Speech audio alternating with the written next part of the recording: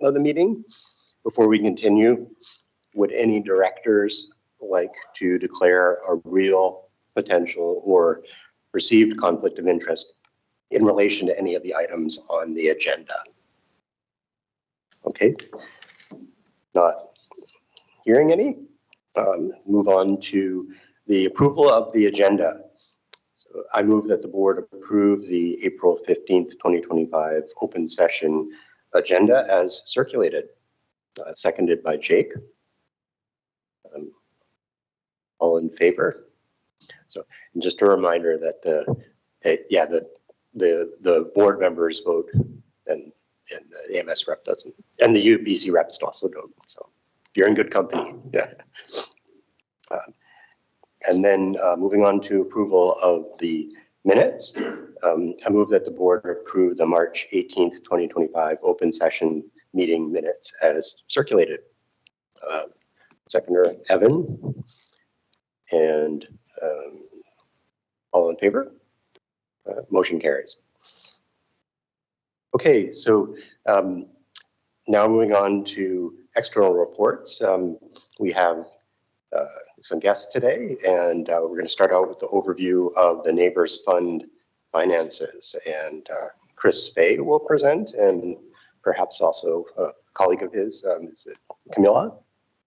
Yeah, thanks so much, Hugo. I'm Chris Fay from Campus and Community Planning, joined by my colleague Camilla Charters-Bannock, and we're going to just present an overview of the Neighbors Fund financials and how money moves into the UNA from UBC. And that's a request from Paul, given a fairly new UNA board, to give an overview of the structure of the finances for UNA and how it relates to the unique governance that we have here at UBC. So we'll just walk through the Neighbors Agreement, the Neighbors Fund, the actual leases that determine the funding, and then happy to answer any questions as well at the end.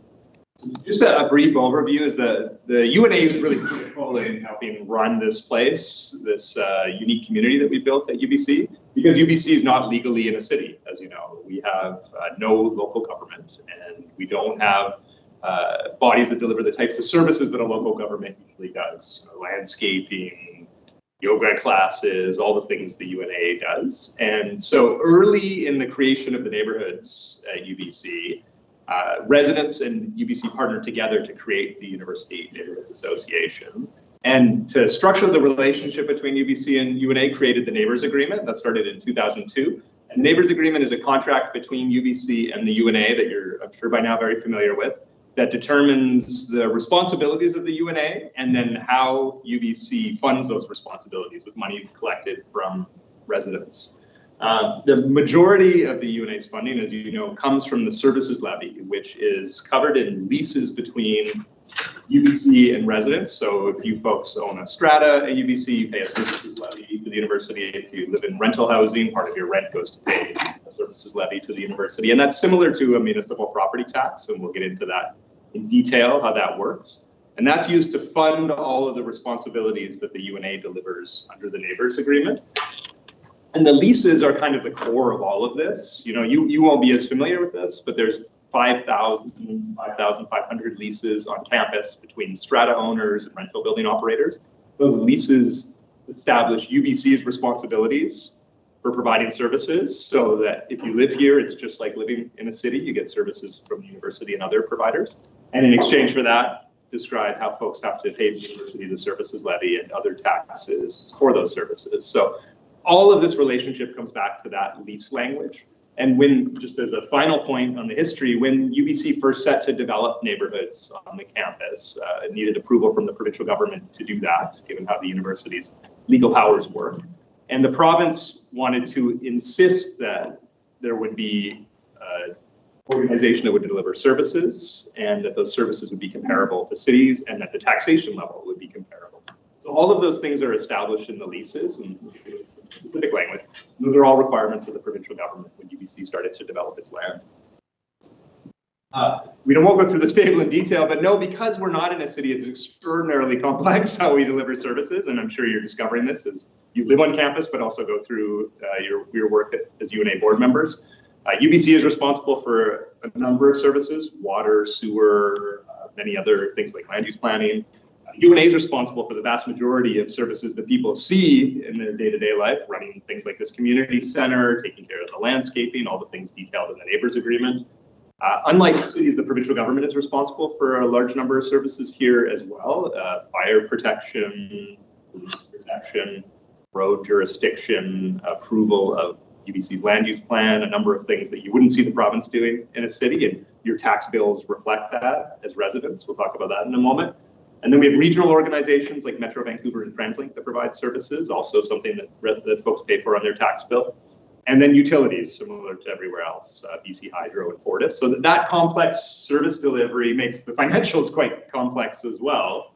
And we run all of the money for service delivery through what we call the Neighbors Fund. So it's an account held in UBC, just like my department has an account held within UBC for our budget, or Eagle's role in history, they have an account in that department. The Neighbors Fund is an account held within UBC that we collect all that money from residents through the services levy and put it there for the UNA to use for service delivery through the Neighbors Agreement responsibilities that you have. And so the Neighbors Fund, the majority of it comes into your operating budget, but it goes to a bunch of different places. Some of it goes to reserve funds to pay for replacing the things in the neighborhoods, that everything from replacing a bench in the park to the HVAC system for this community center to a water pipe in 60 years. We sock away a little bit of money each year in a savings account to pay for that reserve funds, and that's all detailed in the Neighbors Agreement. A large portion of the Neighbors Fund pays for a charge that the provincial government imposes for fire protection for residents, and happy to answer questions about that. And then smaller amounts pay for a number of things, access to recreational facilities at UBC, the stormwater service that UBC provides to parks, and for administration of the Neighbors Fund within UBC as well. So this is the total money collected in your budget in 25-26 from residents, $10.6 million. It's allocated to a number of different pots, including through to the UNA's budget to deliver all your services. In a high level, here's how the money moves. Through those leases, we have all the folks who live here have a requirement to pay the services levy to UBC. UBC collects all of that. We then put all that money into the Neighbors Fund, and some of it goes into each of those pots that I described. So each quarter we receive an invoice from the UNA and we transfer some money that you use to pay your staff and keep the lights on, pay contractors, and then some goes into all of those other different funds. And so that's generally how the money moves around. Sandy, did you have a question? What is the GMSL? We have it's a good question, two different kinds of services levy, kind of like a residential property tax and a commercial property tax. So the GMSL stands for the General Municipal Services Levy. It's just a phrase we use in our leases to describe the tax we charge to commercial uses on campus. So as you'll see in a moment, the vast majority of the services levy money that we collect comes from residential development. So we have condos and rental buildings that pay 95% of the services levy money, and then 5% or so from the coffee shop, the grocery store, and that's the GMSL. And just a final point, so you pay the services levy to UBC when you live here, and that's about 40% of a tax bill. You also pay a number of property taxes to a whole bunch of different organizations. So you can see a list of all the different taxes that someone who lives in UBC pays, and you'll know this if you have a condo and pay your tax bill every year. But all of these add up to the same amount that someone would pay if they lived in the city of Vancouver. And that's a really critical part of the financial structure of the UNA. And that was a requirement that the province put in place for UBC to develop neighborhood housing. Okay. Sorry. The province didn't want university endowment lands, which has a significantly lower tax rate than the city of Vancouver. They didn't want something with a very high tax rate compared to the city of Vancouver. So they came up with a formula in UBC's leases that say when you add all of these together, they have to equal the same city of Vancouver. So folks here, if you have a condo worth $1 million, you pay exactly the same as you would pay on a condo worth $1 million in the city of Vancouver. Camilo, better up here just to explain that in a little more detail on how the math works for calculating that in the Neighbors Fund contributions. In the right direction. So I'll just explain a little bit more on the details of the services levy. So as Chris showed all of those different sort of taxing authorities, the services levy, when you see it on your tax bill, it's just the one item. It's very similar to the municipal portion of a property tax bill. So on a property tax bill, you'll see a number of different taxing authorities, but the services levy is like that, just that one portion of the overall tax bill. We call it a levy here at UBC. As Chris mentioned, we're not a municipality, so we refer to it as a levy, but it is levied on residential and commercial properties across the neighborhood.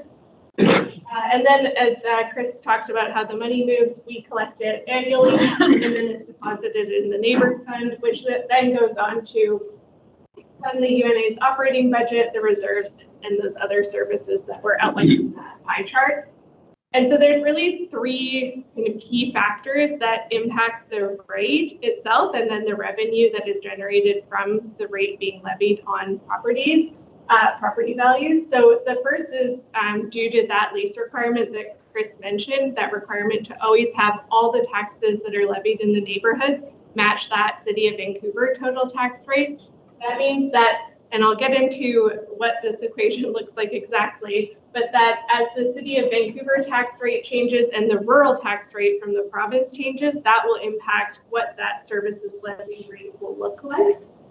And then that rate is then levied on the assessed values in the neighborhood. So any changes in the assessed values in the neighborhood will also change how much revenue is generated from the services levy rate. So if your property value goes up, there might be more, and there might be less.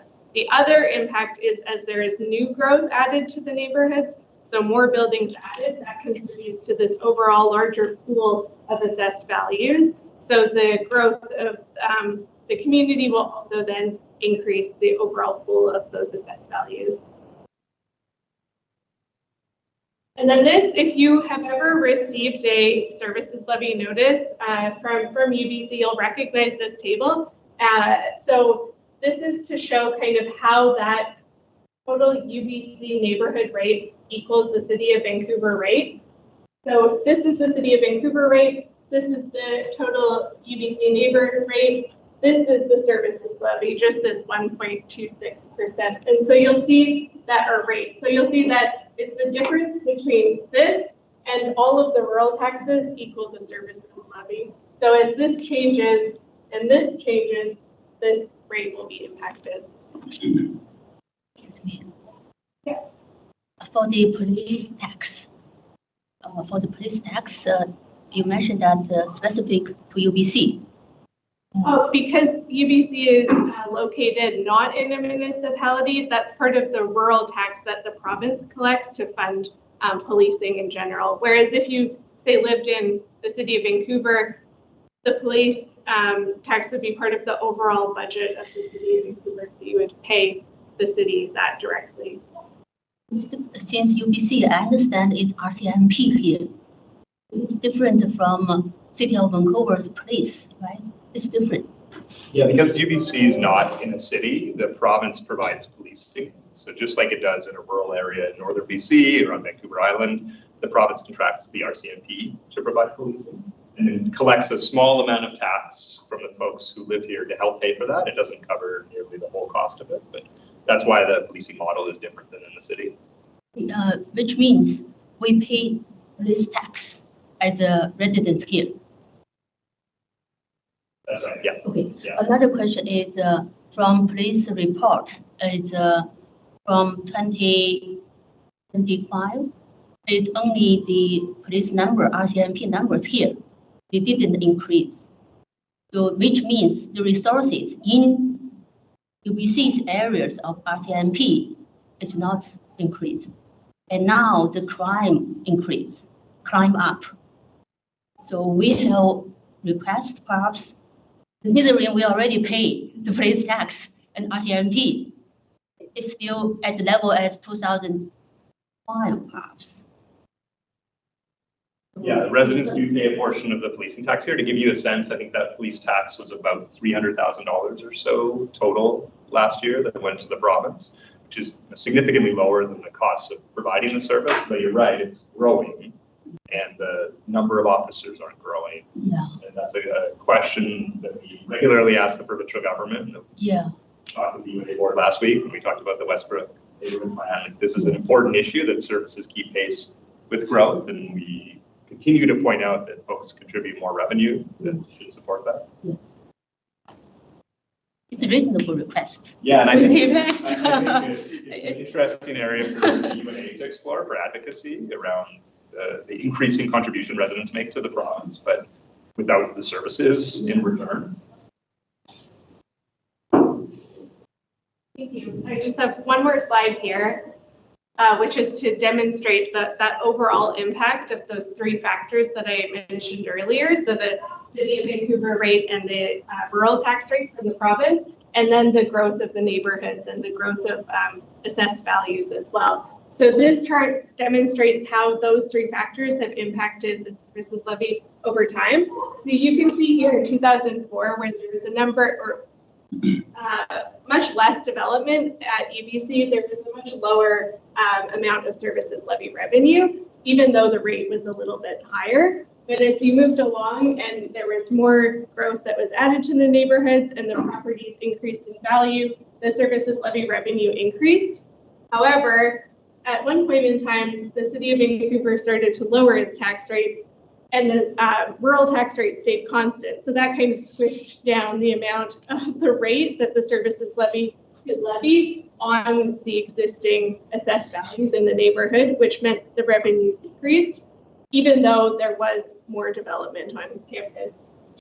Then over time, even though the City of Vancouver has decreased its property tax rate, there's been more development, so more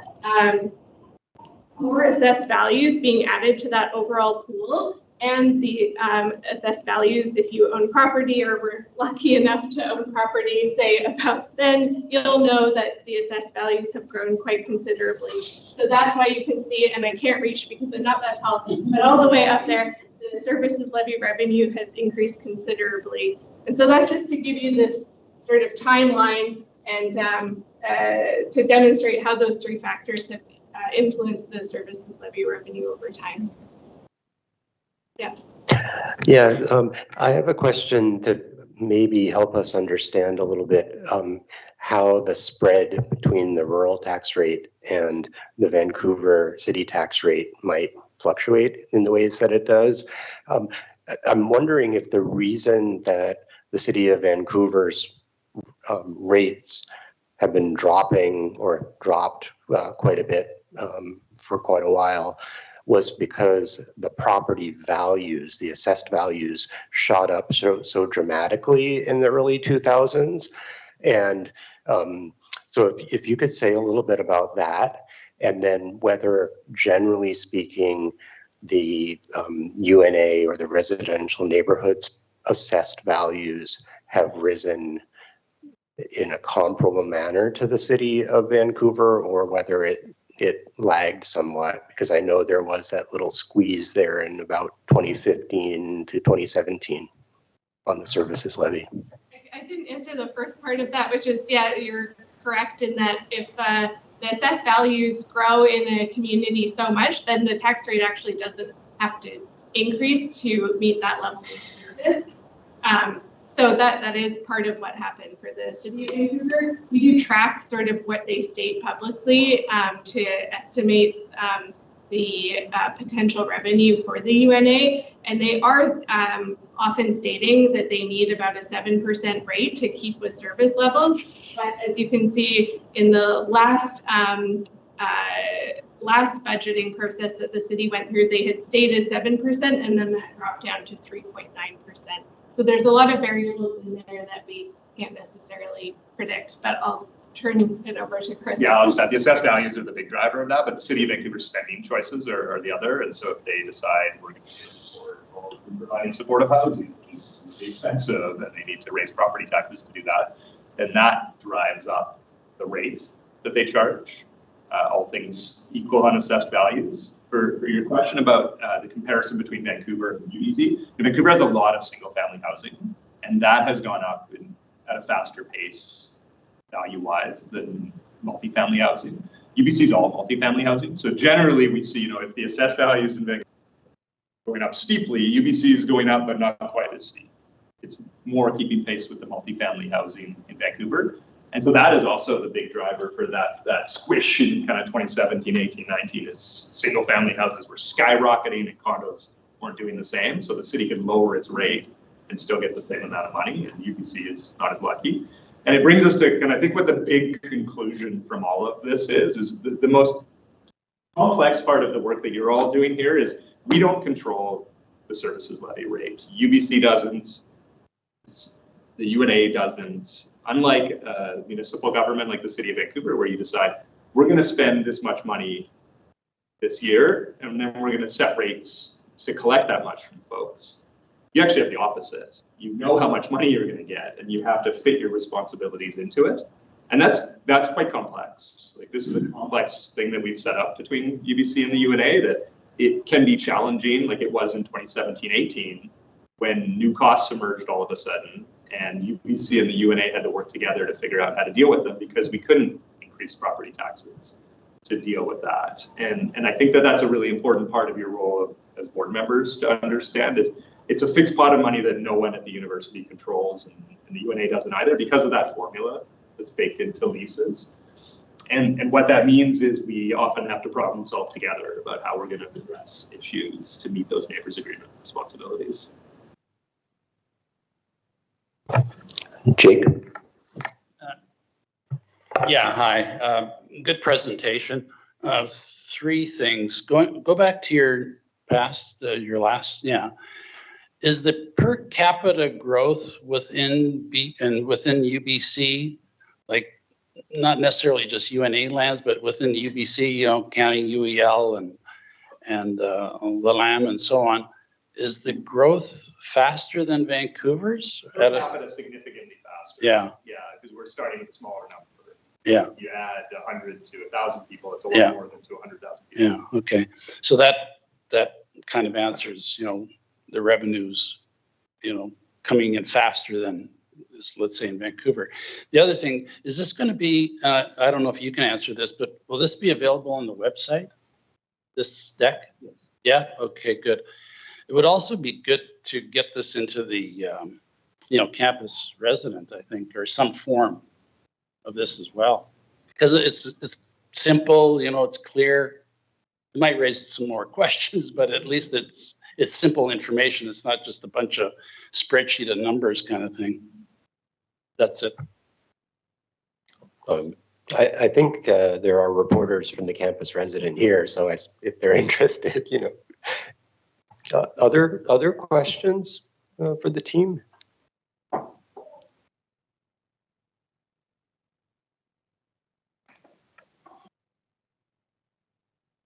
Nope.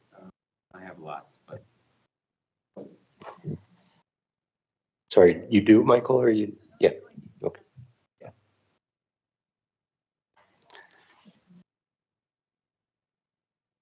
So I'm just wondering about the sort of proportionate allocation of funds and how they're, going to the correct, services involved.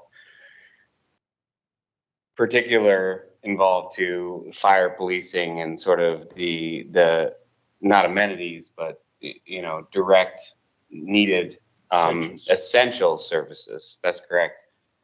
And, it seems like there's only a very small, 44% that's going to these services, and the negotiation with these services as it regards to expansion is obviously very timely and very necessary. And if we don't have that sort of expansion now, in terms of, fire and policing are one part of it, but, recreation and cultural activities are another part. But then there's also stormwater and there's forest management, and there's, a lot of other things that need to be sort of accounted for. And I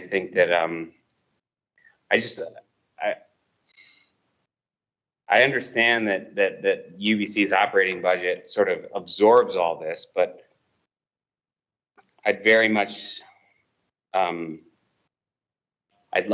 just like to see, you know, an accounting of possibly why it is that 56% of this operating budget is going into, you know, and it's not that. It's much more complex than that. Anyway, I just want to hear a little bit more about like where UBC is actually absorbing some of this money and where you know, it's actually being allocated properly in terms of essential services. So I think if I can paraphrase your question, you're looking to understand which of these pots comes back to UBC. Receives each of these pie slices, is that? Correct, yeah. Okay. Yeah, I can walk you through it in a little bit of detail, and then happy to defer to Athena and others as well. It's part of the UNA's budgeting process. But so the UNA has obligations through the neighbors agreement, things that funds, and we negotiated that as UBC and the UNA to reflect UBC's responsibilities under leases, the UNA's priorities. And so this pie chart generally reflects those neighbors agreement obligations. Kind of walk you through the slices. The reserve contributions I mentioned first, that's a little bit of money that comes each year set aside to replace things that need replacing. So water pipes, sewer pipes, the roads one day. That reflects our unique funding model that we have here, that we don't have a lot of the tools that cities have. UBC holds that money because those are UBC's assets. UBC is responsible for replacing those things under leases. The urban forest cost is a UBC responsibility under the neighbors agreement. So that's money that comes to UBC to take care of rhododendron woods and hawthorn, the edge of Westbrook, those sorts of areas. The administration fee is money held by UBC as well. I think it's $80,000 a year, and it pays for postage to mail out the services levy notices, a staff member on Holly's team who helps prepare everything, a website, those sorts of things that are part of the cost of running the community. The stormwater cost is a UBC cost, so our energy and water group at UBC gets money for pipes in the ground, the fees we have to pay Metro Vancouver. So that's a hard cost of doing business that we don't have control over, but is a formula, again, baked into the neighbors agreement. Let me skip this one for a minute and come back to it. The recreational charge, again, negotiated in the neighbors agreement. This reflects the residents' support for the costs of running the rink and the pool and those things. Just like, you know, in Vancouver, I pay through my property tax to run those facilities, even though I might not go to a certain pool, part of my property tax is to provide it. And so that's where that fee goes. So also provided to UBC. GST is kind of self-explanatory. The fire services charge is one that we're all sort of frustrated with. It's a provincial fee. The province imposed it on UBC and the UNA 8 years ago or so now and said, residents here need to pay for the cost of Vancouver fire protection, and they need to do through a contract that's negotiated with the province. And so that's money that, you know, leaves the neighbors fund every year and goes to the provincial government to pay for the Vancouver fire contract here. And then what's left after all those obligations is the 56% that comes into the UNA's budget every year. And then you as a board decide how you're going to spend that as part of your budgeting process. Okay, thank you. Jake? So I think to help Michael, basically these essential services, maybe other than the fire services charge, like the police and like the schools, are not directly the responsibility of UBC. I think Chris is kind to say that in a roundabout way. They try, you know, I'll say that UBC will try to influence decisions there, but they're not responsible for it. So it's kind of not on these books. If I could just maybe add to that briefly today, because this is the neighbors fund money. That's the money that comes into UBC. A lot of the different taxes also leave the community to other service providers, like Jake mentioned. In fact, that neighbors fund is about 40% of the money that you pay on your tax bill every year. The majority of it goes to the school board, to the province for the rural tax. So those are funds, just like on a city tax bill, there's a whole bunch of different tax organizations that take a portion of the money that's paid. Evan? Yeah, thank you for the wonderful presentation, very good knowledge sharing. So when I see the, the levy revenue, that page, I think so very interesting to me is, it looks like we are in the good days, right? So a lot of money right now.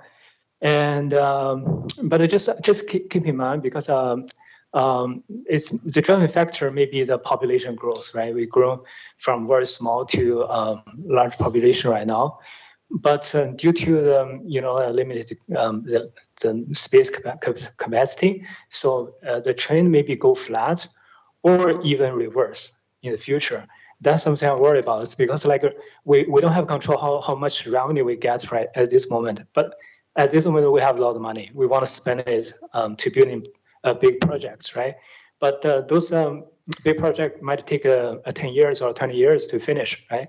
But in the future time, when some maybe just there's not enough job opportunity here, like people want to migrate to somewhere else, and we still have no control, like how less money we can collect, right? So based on this revenue model, so. Just maybe we should think about some how to prepare enough reserve fund, or try to be flexible some way to cope with those challenges. I think that's in part a question for the UNA and the UNA staff, and in part a question for you. Understanding that, feel free to to have at it. Sure. So thanks for the question. So you're right in terms of the. We can go back to this slide. You can see in the pie chart that those reserve contributions. So there is money also being set aside during through each time that the neighbors, every year that the neighbors levy is collected, and then our services levy is deposited into the neighbors fund. So funds are set aside, and Athena manages those. And then we work together, and Athena might want to expand on this, on a 5-year financial model. So we look at forecasting for the next 5 years to account for those kind of longer term changes. And that model takes into account some of those trends that might impact the services levy revenue. Yeah, and I'll just add to that one of those reserves is the rate stabilization reserve. And so as Chris mentioned before, if there's those years where there's a squeeze and it's out of our control in terms of what the Vancouver property tax rate and the rural tax rate is, if it gets to a certain point, we are able to dip into what's called a rate stabilization reserve, which would help cover those times where we are unable to collect a services levy that would meet the needs of running the UNA. Yep. Solomon. Yes. Just kind of building on that, I was wondering if the difference between the Vancouver rate and the rural rate got too low for the services levy to fund the necessary services, are there kind of provisions in place for negotiating with the provincial or municipal governments in order to increase the rates? Not directly with them, but that's why this rate stabilization reserve is in place, so that we could. The reserve fund, we had a great partnership between UBC and the UNA, where we would reopen the neighbors agreement, and that situation happened, and look at standards for service delivery, look at what's necessary versus what's nice to have. We had to do that in 2017 when that rate got so crunched that there wasn't enough revenue to meet neighbors agreement obligations. So those are the kinds of ways that we would navigate that. And I think the 5-year planning model that you mentioned, it's showing for now steady increase in revenue, and also there's steady increase in growth in the neighborhood. So the number of contributors and the assessed value of the contributions and assessed value will be rising steadily according to those models. Am I correct? Yep. Yes, Solomon. I had another question, not directly related to that, but so obviously 60% of the units on the UNA are like leasehold condos for own, and then 15% are market rate and 25% are below market rate for staff, I believe. I was wondering, for the people living in the market and below market rate rentals, kind of, are their taxes contributing into this fund, or is it only paid by people who are owning units? Chris mentioned that other GMSL rate earlier, which is basically it's all the services levy. It just has that special name. Those are levied on residential rental properties. So the owner of the rental building, that it wouldn't be to the renter. And the owner of those rental buildings is UBC Properties Trust. Right. So UBC Yep. Properties Trust pays UBC a services levy every year. University does. Is there any rental housing that is not owned by you? There is some in Chancellor Place. Access is one building, but not in my building. All right. Are there any other questions? Well, thank you both so much. Oh, yep. Sorry. Sorry, I don't have a question as much as just a statement. So it's very clear to me that given this presentation that, you know, only 56% of the neighborhoods fund is allocated to the UNA for the operating budget, and the remaining 44% goes to just a control mechanism that has really no oversight in terms of the community, and that, you know, we've gone from essentially collecting $1 million in 2004 to over $10 million annually now, and only, you know, 5.9 of those are getting, you know, controlled through the UNA and through our ability to have any kind of oversight over that. And so there's like $4.6 million that quite honestly passes through UBC coffers without any kind of community oversight. And this is, I think, problematic at its heart. And we should take a further look at this one. Each of those funds are found in the neighbors agreement and were negotiated between UBC and the UNA. The amounts that UBC takes annually to provide services were part of the negotiation by the previous board. We're happy to provide more details about how that money is allocated and where each of those buckets go, and we do have commitments in the neighbors agreement to do that annually. And then the provincial fire fee as well was approved by the previous UNA board to contribute to the province. So again, happy to provide that information, which we do annually to the. But you retain control of those reserves, and you have the ability for, you know, change servicing costs. And there's just, you know, a structural imbalance, I think, between the community and, you know, where our money is actually going. Again, negotiated the governance of the reserves with the UNA, so we both signed a contract that describes how that works, and also the formulas for how the money comes into those funds. So happy to provide more detail on those, and if there's an interest in talking more about them, happy to come back to that as well. Just before Holly, I want to add to that. All of the items, almost all of the items that are listed in that part of the pie chart that falls in the neighbors fund and doesn't move into the UNA operating budget, they are all municipal-like in their nature. In other words, cities have to do these things, and so this is partly a matter of where the billing for those things that need to be done happens. Now, when the neighbors agreement was negotiated and renegotiated, there's lots of back and forth.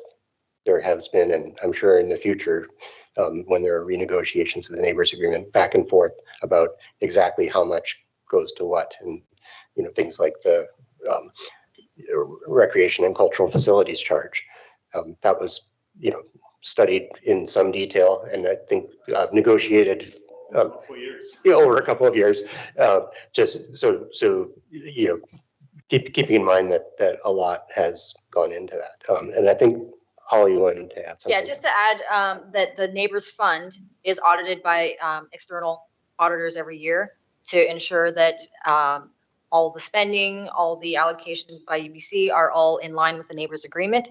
So, really there's some assurance there that things are being managed properly. And then, to the extent that there are questions about the allocation to the reserves, you'd really have to, go back to the agreement, and that would be a process that the board would have to take up with UBC. And the last thing I'll add, this is a big, complex place. It's a lot of money we're talking about, $10 million a year. Like, of course, residents want transparency and where they're going. So we put a number of things into the neighbors agreement to make sure that's the case. But that's opaque and complex too. So if it's useful, sit down with the board, more detail. We can talk all about whatever the best way to explain that further is.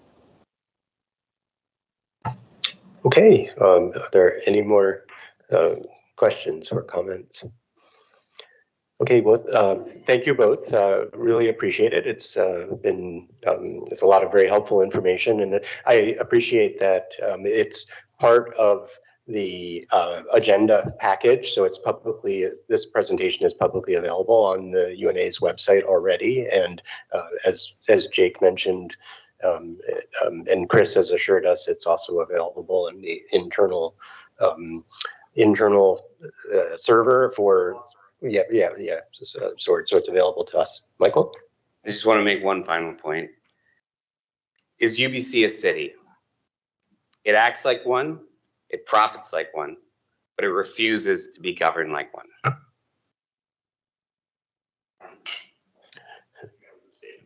Yes. So in any case, thank you all. Thank you so much. And if we do want or need further information and more detail, I'm sure we know where to find you. So yeah, thanks. Okay, so with that, we move to the Campus and Community Planning Monthly Report. And Carol, I'll turn things over to you to introduce the report.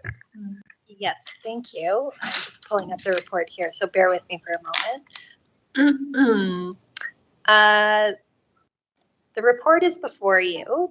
I'm happy to answer any questions, and maybe I can just briefly comment on one of the directors. He's not here with us this evening, but he did have a question about a streets and landscape permit regarding, is it in this package? Oh no, it's, never mind. I won't bring it up. Is it? It is. Okay, yeah. Thank you. I'm catching up here.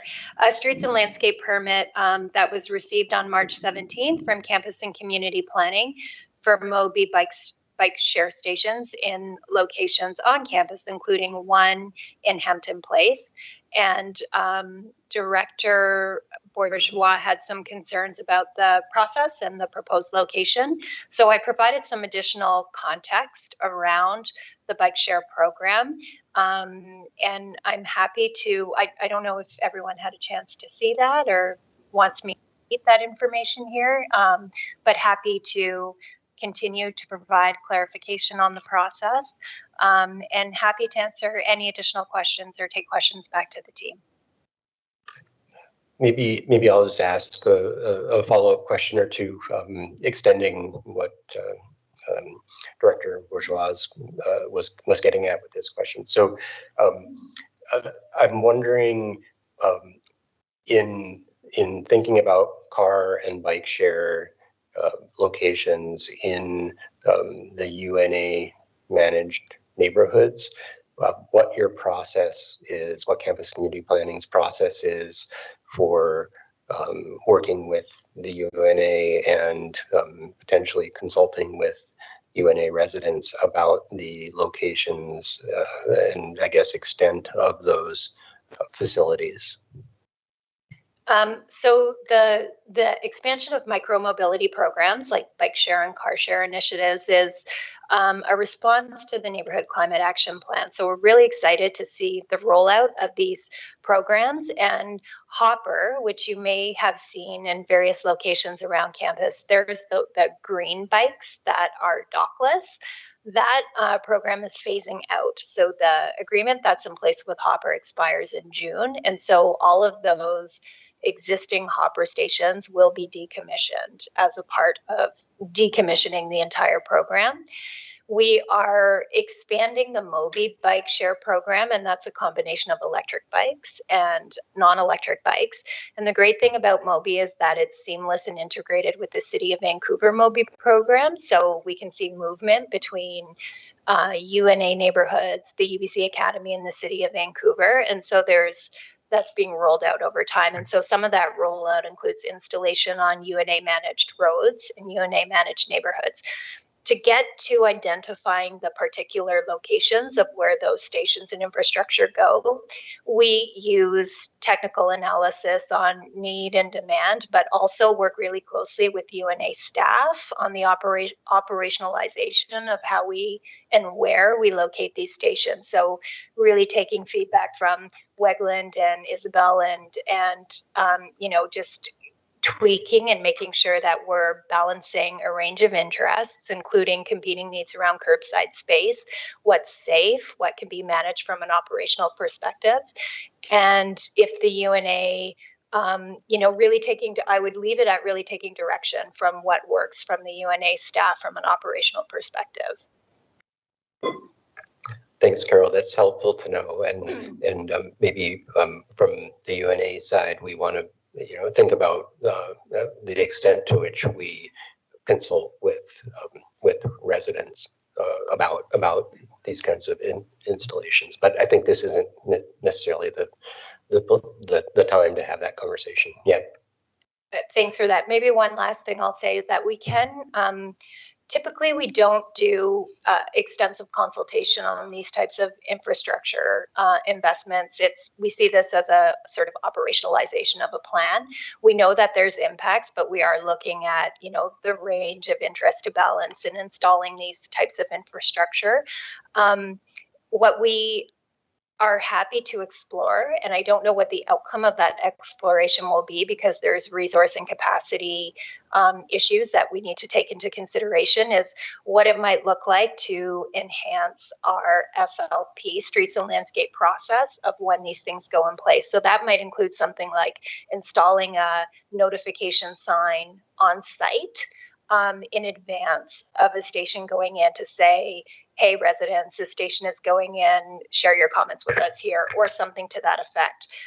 So we're looking at that, and I think it's just a move to continue to evolve and enhance our practices. But of course, that requires resourcing, and so we have to look at how we might manage that. But taking that into consideration, and can work with Wegland and others on working that through a little bit. Great. Are there any questions for Carol about that or anything else in the campus and community planning report? Okay. The next item is the electoral area director monthly report, and there's no formal report this month, and Jen McCutcheon's not able to be here. I will say that her April newsletter just came out today or yesterday, and today, yeah. And it's, as usual, it's got some good tidbits, including an excellent summary of emergency response planning for the campus area, kind of pulling together who has what role, and there are some tips also for kind of personal family preparedness. And so I would certainly recommend that report. If the timing had been right, her newsletter would probably end up in our agenda, but it came out too late to be included in this month's agenda. So with that, we'll move on to the April 2025 management reports, and we will start with the CAO's report. And Paul. Thank you very much. As is the typical cycle, I've provided the report of various things I've been involved in over the last month. I don't think there's anything in particular that I would highlight in my section, other than to say happy to respond to any questions that you may have about anything that's there. Are there questions for Paul on the CAO's report? I do have one question. You noted that you're working on a community survey to assist with strategic planning. Keeping in mind at our last meeting, we approved a plan for our strategic planning process. And I was wondering if you could just say a little bit about the timeline for this community survey and when it might be, well, if it's likely to be available for us to take account of as we move into strategic planning in May and June. Thank you for that. That is very specifically aimed at a community-based survey to garner additional input from the community to help inform the board's strategic planning process. We're actively working with an external consultant presently to finalize the survey and have it out and operational this month so that we can have that data available for the board as part of the strategic planning process. It will be relatively short, and it's not a full review of UNA services, but it's meant to get some key aspects of community opinion on services we provide, or ideas around areas that the board could or the UNA should focus on that could then help inform the board's strategic planning process and what we prioritize in the next strategic plan. So that data will be available for the board's process, probably after the individual interviews with the consultant that are now scheduled, but as part of the workshopping and building the plan itself. Okay. Any other questions? Sandy? Yes. Regarding the community engagement, I'm not sure, Paul, if you have meeting with Strata Council President. I think you have planned to meet with Strata Council President, right? I haven't had meetings with Strata Council presidents in the last, certainly last quarter. I do periodically reach out to the Strata Councils and arrange for those meetings with Stratas. I'll go back into that cycle probably to arrange those for closer into the fall. But that's not hasn't been part of my work in this certainly the last quarter of this year. Okay. Any other questions? Okay, then moving on to communications and Glenda. Good evening, everybody. Nothing to highlight in my report, but happy to answer any questions.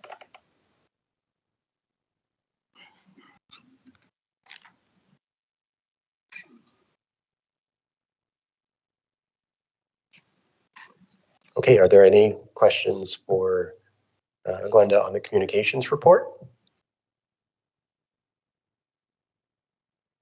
Okay, thanks, Glenda. Not hearing any. We'll move on to the recreation report, and Dave's not here today, so Paul will introduce. Oops, Sandy.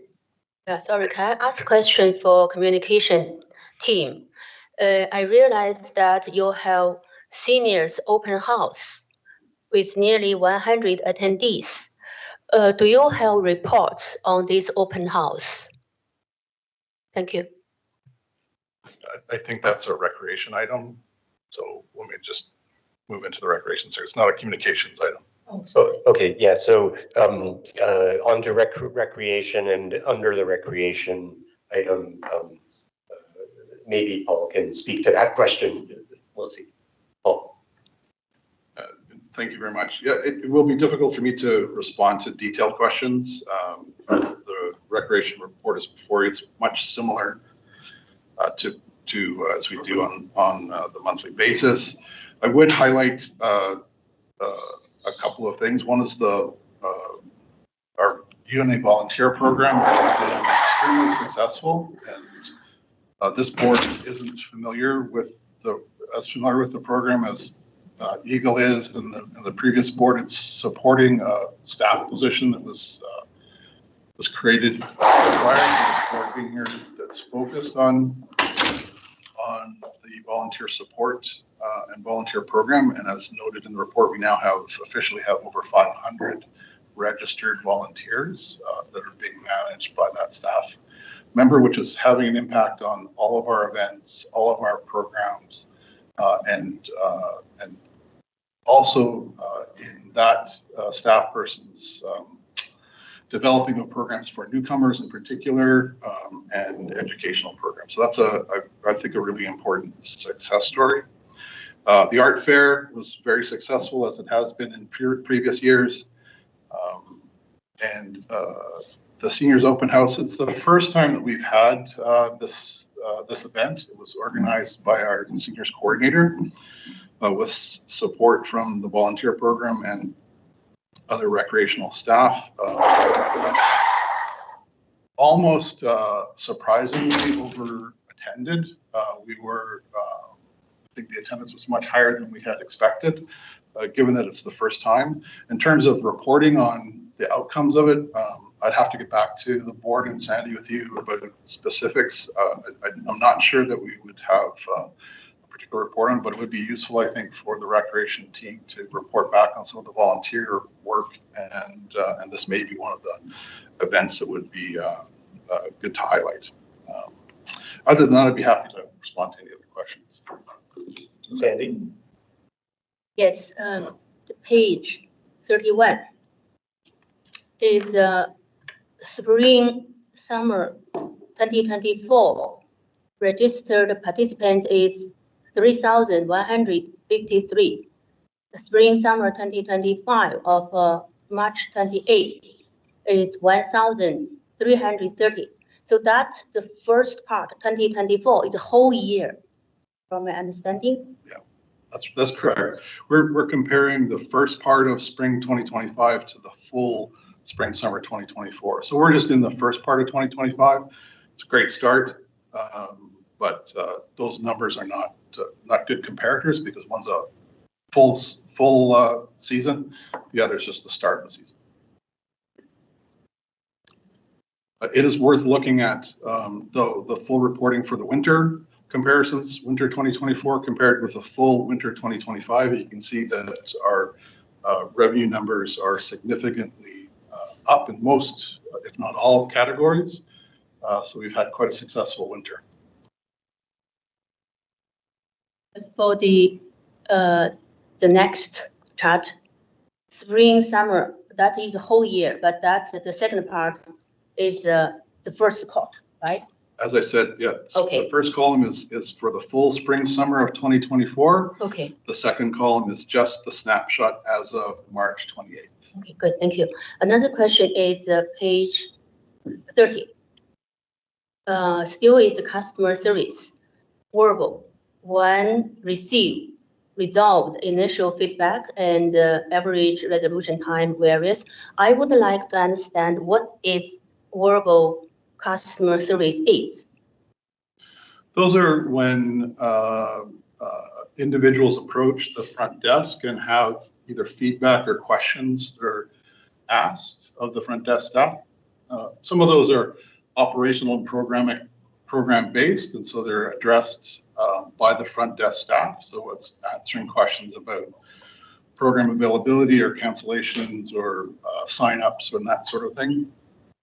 When it gets beyond that, and typically it means that this is an inquiry that's been elevated beyond the ability for front desk staff to respond to, which typically means it rests with the manager of recreation.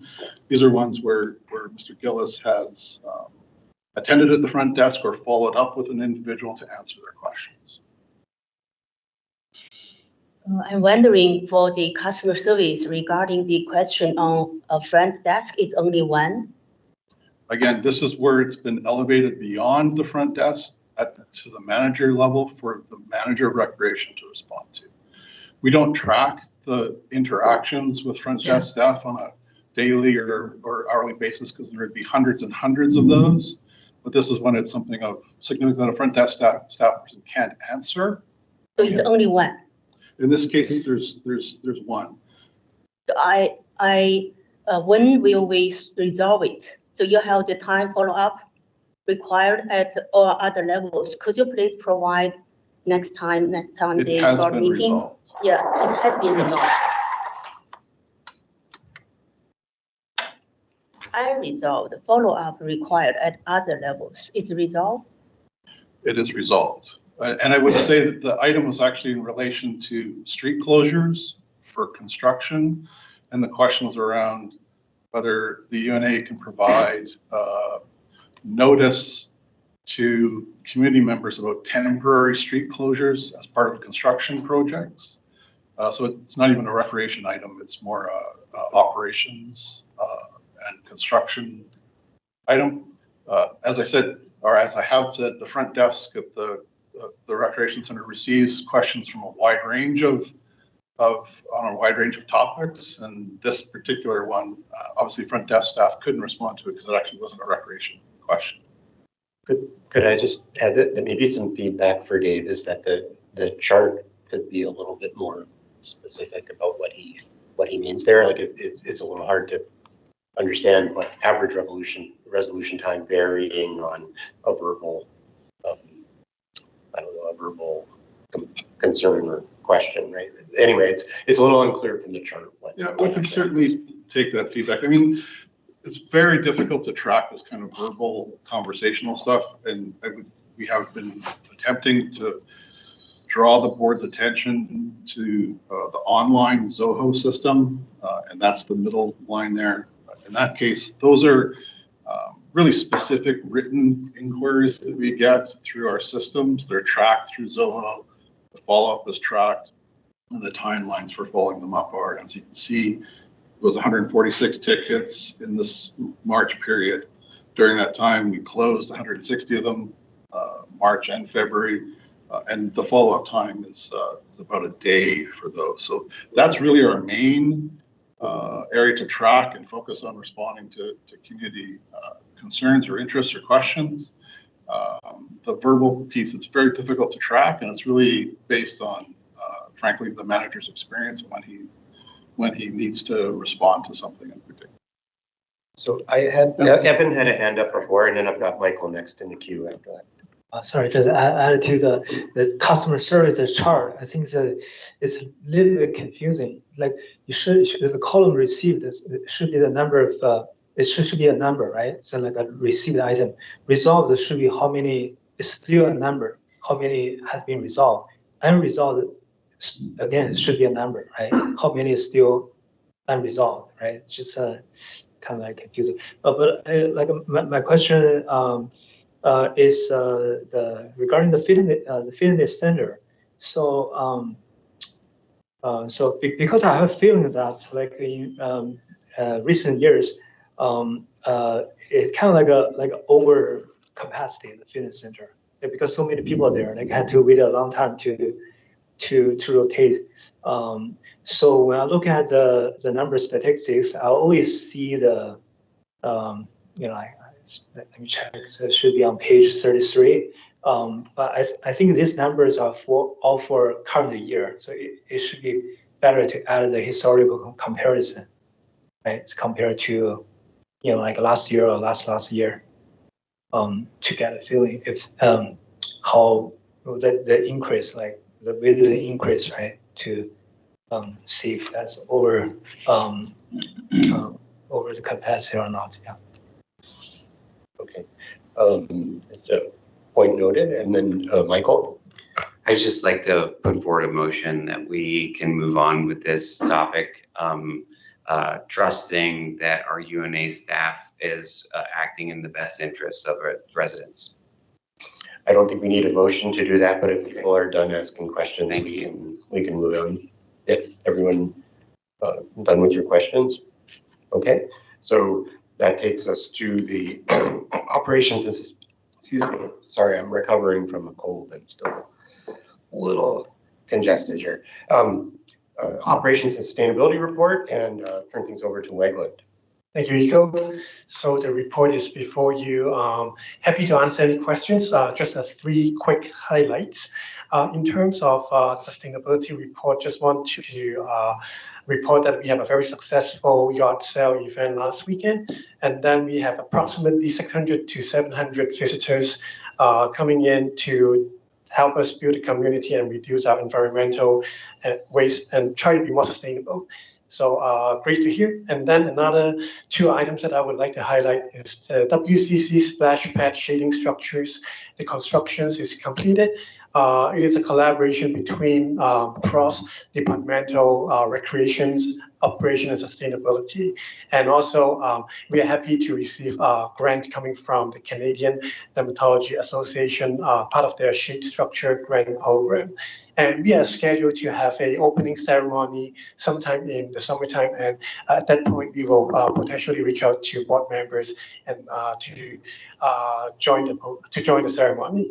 And finally is the UNA tree management plan. So the operations team and sustainability team has been working with Diamond Head Tree Consultant to start the benchmark assessment and the operations guidelines. And the objective is to establish a good foundations for our long-term tree management and setting up a right priority with realistic budgeting and expense level based on municipal best practices. And finally, just to update for this tree management project, there's a part 2 of this project, which is doing a street and park tree inventory project. And it will take place in summertime, and we expect to have a report coming back from Urban Forestry, UBC Urban Forestry, that will guide us in terms of setting up strategic recommendations for the long-term tree management plan. And happy to answer any questions. Okay, any questions on operations, Michael? Just have a comment that I really love this work, Wakeland. Thank you so much.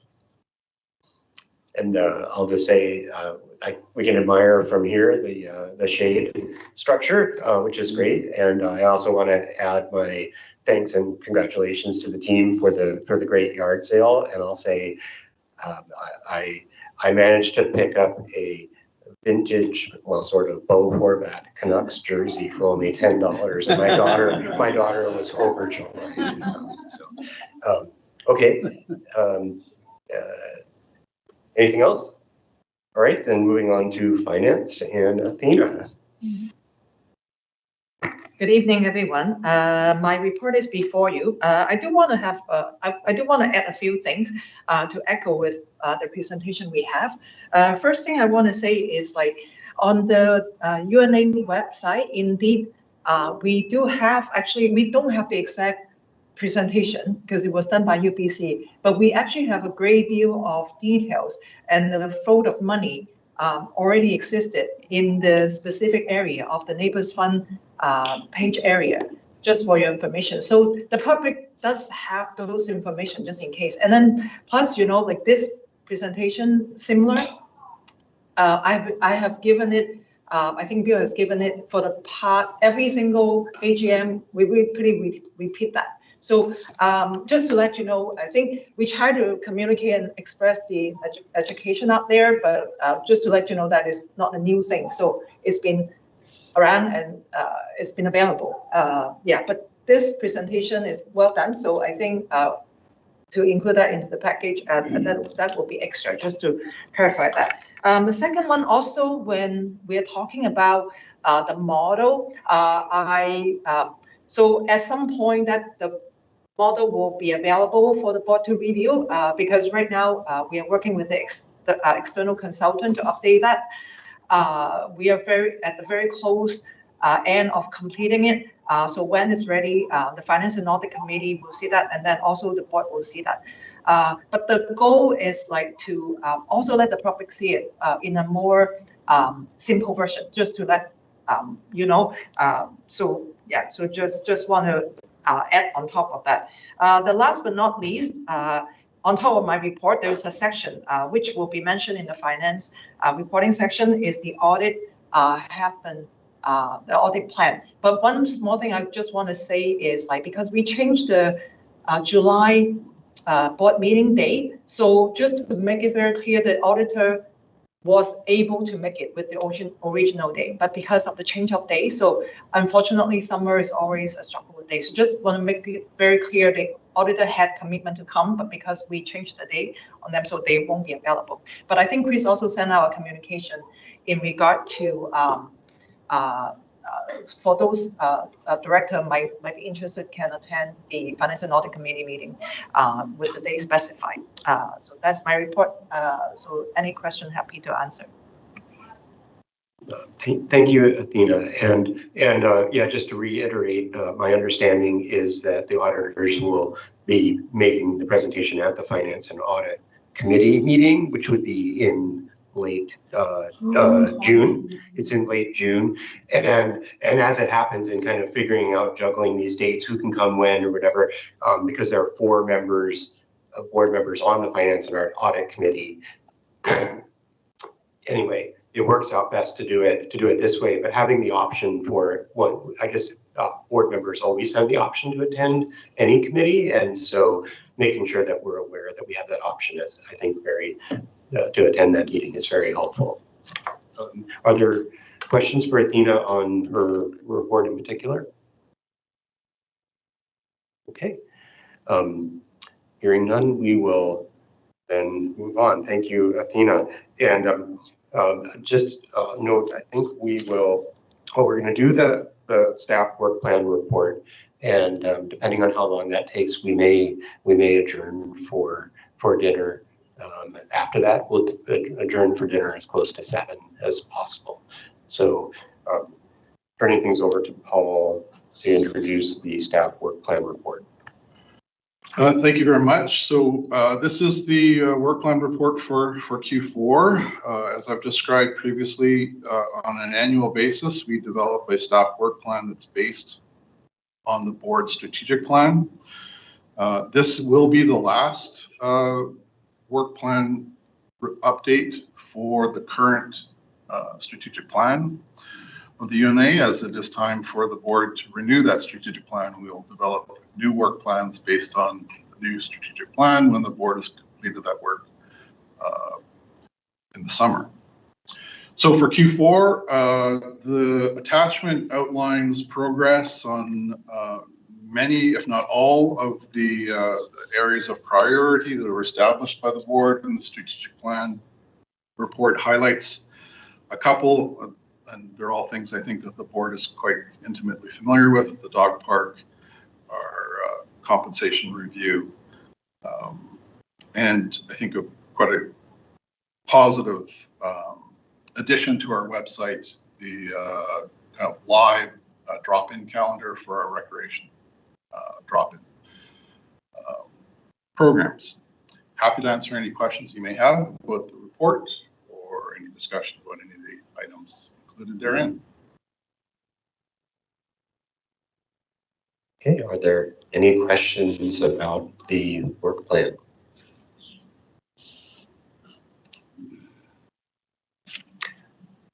All right, I'm thinking that the next agenda item might take more time. So I think what I will do is I'll call a dinner break, and so we will have a break for around 15 minutes, and there's food in the kitchen, and of course everyone is very welcome to join in, and we'll reconvene just a couple of minutes after 7.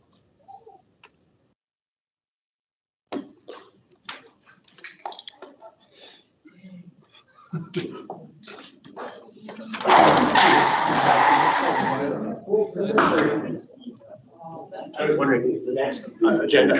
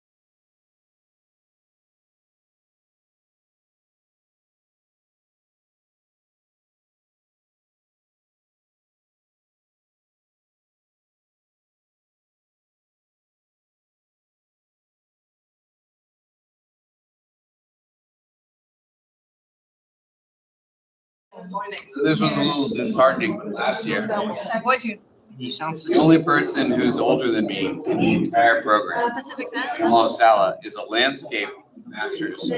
Well, We had. He's in his 60s. And really, he's coming back. But it's got like a little. Right? Like, he wants to teach in his older days. He wants. He's been a landscape designer for. Landscape designer, so it's really more about. Qualifiers, I think it is really good. And during the landscape conference, it was, I was also a part of last year, because I'm doing a dual degree. He literally had an arrhythmia and had 4 heart attacks. Street shopping. And comes back and finishes like 2 weeks later. Yeah, So we're just about to restart. So if you have any last refueling you need to do, last call. Well, actually, it's never a last call. You can always go to refuel anytime. But we are going to start again in about 30 seconds.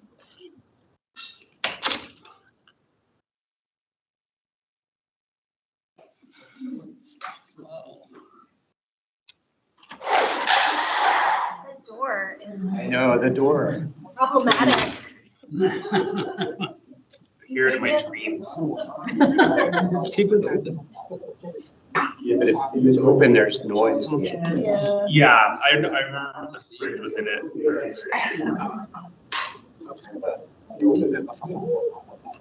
I was reluctant to meet. Yeah, I feel like It just happens for it's disruptive. yeah, then marching out. Okay, we will reconvene, of course. Feel free to keep eating as we go. But we're moving on now to the UNA main office space lease report. And in a second, I will turn things over to Weglin to introduce this item. And then I just want to note that after the introduction of the item, rather than move to a motion right away, we will have some time for questions and discussion and follow-up. And then that, I hope, will put us in a position to decide what sort of motion to advance on this issue. So, Michael. Thank you, Igor. So the report is before you. Happy to answer any questions toward the end. Before I start, I will just quickly go through how we actually come to this point. So our current office has been using it since 2018 as part of a cost-cutting measure that at that point we noted the service levy perhaps has been reduced, so there is some financial challenge. And then we have moved out. We did an office switch with UBC Property Trust, and then we have been in the current office since 2018. And as part of our current office, we currently have about 13 full-time staff working in the administrative unit, which included administrative department, communication department, finance department, and operations department. For the administrative unit, at this moment, our office has been split into 2 separate buildings, one in the UNA main office space, and then another one in the Westbrook Community Center inside the classroom. So with that in mind, so that's a little bit of how it started, and then also where we are at. So back in 2021, our office has done an office assessment with a consultant, and the main reason of why it brings up the consultant to do the report is we noted in 2023 we are expecting a operations handover, especially for the municipal service, from UBC Property Trust to the UNA, and because of that, we will need to increase 2 headcounts. So I noted at that point in 2021, even before the expansion of the headcount, we already have staff working in the boardroom and working in not a regular office space inside the office. So there is a pressure in terms of how we can operate in the office, and hence we had done an assessment back then. And based on the assessment also looked for a long-term 10 years staffing plan. So at that point, we compared the office staff at that point versus what it looks like down the road. We expected at about approximately 18 staff members. So in the report, there are a few tables, which table 1 talking about what is the current staff member and what is the long-term expected staff member and headcount in there. And also in table 2 and 3, it talks about the office summary and the long-term staff summary. So in generally speaking, the assessment report comes back with a recommendation. If we are looking for a long-term appropriate office space, we are expected to need approximately 3,000 square feet in order to support the UNA operations in the long term. And since we have the report, received it from the consultant, we have went through a number of office lease renewal, and also during the time of office space renewal, we reach out to UBC Property Trust to see if there's any office space available. But consistently, there is no office space that is appropriate for us available at the time of renewal. And fast forward to last year. Last year, with the help of UBC as well as UBC Property Trust, we got a note that there is an appropriate space that will become available in the same office building that we are located right now at Granite Terrace, which is located at the 3rd floor. And then having said that, in the report, it has included the rental schedule. So the proposed rental schedule from UBC Property Trust aligned with the current rental agreement that we have, and then extend that by 2 years to year 5, 2030. Finally, in terms of the this potential project move timeline, we are looking at starting in April 2025, so which is this month. We would want to get some instructions in terms of to confirm whether there is an intention to lease for the appropriate office space upstairs. And then if we have received a green light, then the next step will be retaining a design consultant and also a project manager to do a more detailed cost estimation and design, and then later on bring it back to the board. In terms of the financial implication that I included in this report is very high level. It's only for reference. In this report, just want to be clear that it is not asking for any budget approval. The budget approval will be later submitted later in the process. And I think that's it for now, and happy to answer any questions about this report. Okay, thanks, Michael. So we'll open the floor for. Yep. I'd like to expand a little bit on some of the context that Wayland introduced the report with. And report touches on it, but the search for adequate space for administrative staff has been an issue for quite some time. It had been discussed with the previous board through before my time here. And it was a point of fairly significant negotiation and contention as part of the neighbors agreement, in the agreement recognizing the need for adequate administrative space for the UNA for now and for the future, and a commitment from UBC about helping facilitate that. Coming out of that, I would say that I got quite incredible cooperation from UBC and Properties Trust in arranging for a space to become available for the UNA to move into that's adequate. The space that we have the potential to move into, I would say that I'm not sure that the tenant had an intention of leaving. However, through the discussion and support from EBC, the Properties Trust has made it very clear that their preference is to move on from that tenant and to lease the space to the UNA in support of current and future operations. That was a fairly significant hump to get over, which has led us here today, where we start to have some specific conversations about leasing the space. We intentionally didn't put a budget figure because we don't have the budget for tenant improvements yet. We need to do the design work. You should know the space is not set up for office space operations as we have. Currently, it's almost a semi-industrial space. It's primarily a print shop that supplies all printed materials for the University of British Columbia out of that location. So there's a fair bit of work that has to be done to make it useful as office space and useful for our operations.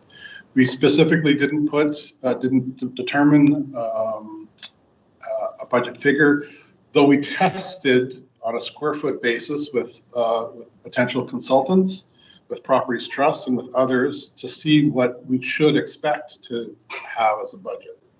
And that's the numbers that Wegmans included in the report. We won't know until we undertake the design work what a firmer budget looks like, but given we have a new board, not privy or experienced in the conversations about adequate space that have preceded this board, I felt it important to get it to the board at this point because the next steps are starting to really be very serious. Like we have to move forward with a lease, and we can't move forward with a lease unless the board has comfort and I have comfort in negotiating a lease that we can actually execute on. And so it's bigger than a bread box. It's not determined exactly what the cost would be, but we need to make those steps. So that's why the recommendation doesn't talk about a budget other than to say we will return to the board with a budget if we're given the okay to proceed to look at finalizing the lease negotiations and engaging a consultant to go through the design process. I fully understand that there is some potential ticket shock, price shock to the number. It's not insignificant. I see that as a bit of an upset. We will do our best to design space that is as efficient and effective as possible and not overspend on administrative offices. That isn't the intention behind this. And I will need the board to be aware of that from the outset. But it is going to be a significant cost. And we will be, if we proceed, we will be calling on the board to take not insignificant dollars, may not be that full amount, out of the reserves to support this. The key part of it is also that we are able to consolidate our administrative staff in one location, which means vacating the spaces that we use in this building for office space that are programmable spaces. The board has heard and knows full well, and it was mentioned tonight about the issues about capacity of this facility. This is a strategic move. It's not just about getting adequate space for our staff, but it's also about freeing up space that we can then program and support our recreational programs. There's a number of benefits to it that I don't that shouldn't be lost and shouldn't be discounted in the shock that might be there in terms of the ticket. Happy to respond to any questions, as Wegman said. Yeah, so I'm gonna pose a question to start, and then I think we have plenty to come as well. So considering that the renovations or the improvements would be a sizable outlay, regardless, we don't know exactly how much, but would we have assurance, or could we be confident that after the initial 5-year lease that we would be able to negotiate renewals to that lease? And I guess is that kind of assurance something that you build right in from the start, or how do you do that from a negotiating property rentals side of things? The ability to renew would certainly be built into the negotiations as it is currently in our current space. It's a 3-year lease with the ability to extend or renew with our current space. We did early on in discussions about a lease agreement talk about actually a 10-year lease, but that was cut back to 5 because there is the potential for the UNA to move to what would be a permanent home for the UNA, depending on the timing of another project in the neighborhood. So we intend on it having a 5-year term, and there would certainly be allowance within the lease for renewal or extension of that. Maybe I can follow up then. Could you say a little bit more about that other eventuality, or is it too early to speak to that? Well, I mean, it's not, the board is certainly aware that UBC has taken significant efforts to look at redeveloping the emergency services site. That is a significant redevelopment that has both area for police and fire. There's other potential for commercial space within that facility and housing as a potential. All of this is still, it's not been designed. There's still lots of discussion about funding that's going on. But we have had those preliminary discussions, and it is in the minds of Properties Trust, that would be the developer, that we would be interested in space within that facility that would be the permanent home for the UNA, which starts to make some sense in terms of some of those services being, including emergency services, being in one location along with the UNA. Carol may have more, to add on that. I think the additional contemplation of a future permanent home is speculative, to say the least, at right now. I think in any event, it would be space leased, rented by UNA. And so I think to address your first comment, Eagle, what could be done, and just to further Paul's comment, is like a right of first refusal on, vacating from a league. Like, you could build in as part of the negotiations, once Paul had license to negotiate, what that wording looks like to give the UNA certainty on occupying the space for a prolonged period of time. The only other comment I wanted to make was that and Eagle, you can probably speak to this more than I can because you were in the trenches on the neighbors agreement negotiation, but from UBC's perspective, I do want to point out that the UNA negotiating team fought very hard for this clause in the neighbors agreement, and it wasn't something that was ever included in the neighbors agreement in 2002, in 2008, in 2015, in 2020. So it has been an important issue for the UNA, and they were very successful in convincing UBC to include it as a commitment and a clause in the neighbors agreement. So I'll just leave it there. Okay, the floor is open for more questions. Michael? So it would just be really interesting to look at what revenue might be possible in vacating the space that currently exists. Because obviously, every square foot in this building is worth, significant amount of money in programming, number one. And number two, this is the third floor of the building that's currently occupied by UBC Properties Trust, and there's a small, this is the Granite building over there, right? So I'm just trying to clarify a little bit. Okay, so we're talking about taking over basically an entire floor of that building, which is currently occupied by a Xerox. Okay, all right. Good to know. And that building, as it exists, is an entirely like light industrial built commercial building with stacked services. Is that correct, or is there any sort of residential component to it? No.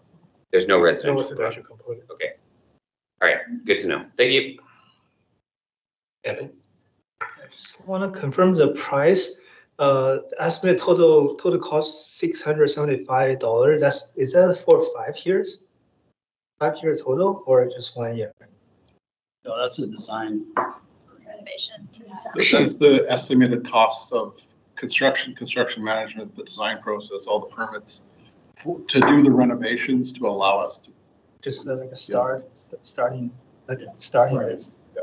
Okay. The desks in. Yeah. Okay. And the $34 per square, is that for 1 year? It's $34 per square foot. It's a monthly rent. Wow, that's pretty expensive. Like so. Per year. Sorry, per year. Yes, sorry. Per year. Annual rent. Oh yeah. Okay, yeah, that makes sense.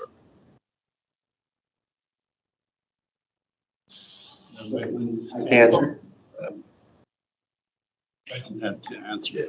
Wetland, were you about to? Oh, no, I'm good. I think the questions were answered. So other questions? You have to answer. Sorry, I guess just one answer is for Michael. So in terms of the number and revenue, I will have to work with recreation manager to review the number. And in terms of what kind of programs can be running in that specific classroom space, there was some preliminary discussion. For example, running fitness program, running yoga program, and also the room is convertible to previously used as a regular classroom for language and for newcomers training too. So there are a lot of opportunities there. Thank you. Jacob? I have a couple of number of comments and I'd like to make a motion at the end of that. It's appropriate at that time. First, I think this should have gone through the Finance and Audit Committee. And I'm not sure why this didn't go through. We had a fact meeting 2 weeks ago, and I'm sure most of those numbers were available at that time. So I'd like to hear why that. Question to start with? Sure. This is a board responsibility for this decision. It doesn't fall specifically into the terms of reference for the Finance Committee, and it is something for the board would be responsible for considering. So that's why it's brought up directly to the board and not to the Finance and Audit Committee. And no, I would also add that the full numbers weren't available in time for the previous Finance and Audit Committee, though I wouldn't have brought it to that agenda even if they were. Why wouldn't it first go to the Finance Audit Committee? Why isn't it within their purview? Well, leases are the board's purview. The Finance and Audit Committee, if you look at the terms of reference, are really about financial administration and audit. This kind of specific level decision-making rests with the board. And it's not something we've never brought property leases to the Finance and Audit Committee ahead of it coming to the board. And it's not something that I would have recommended. So the Finance and Audit Committee has got, I think fairly defined terms of reference. This is a board level decision-making decision item. So hence we would bring it to the board versus the committee.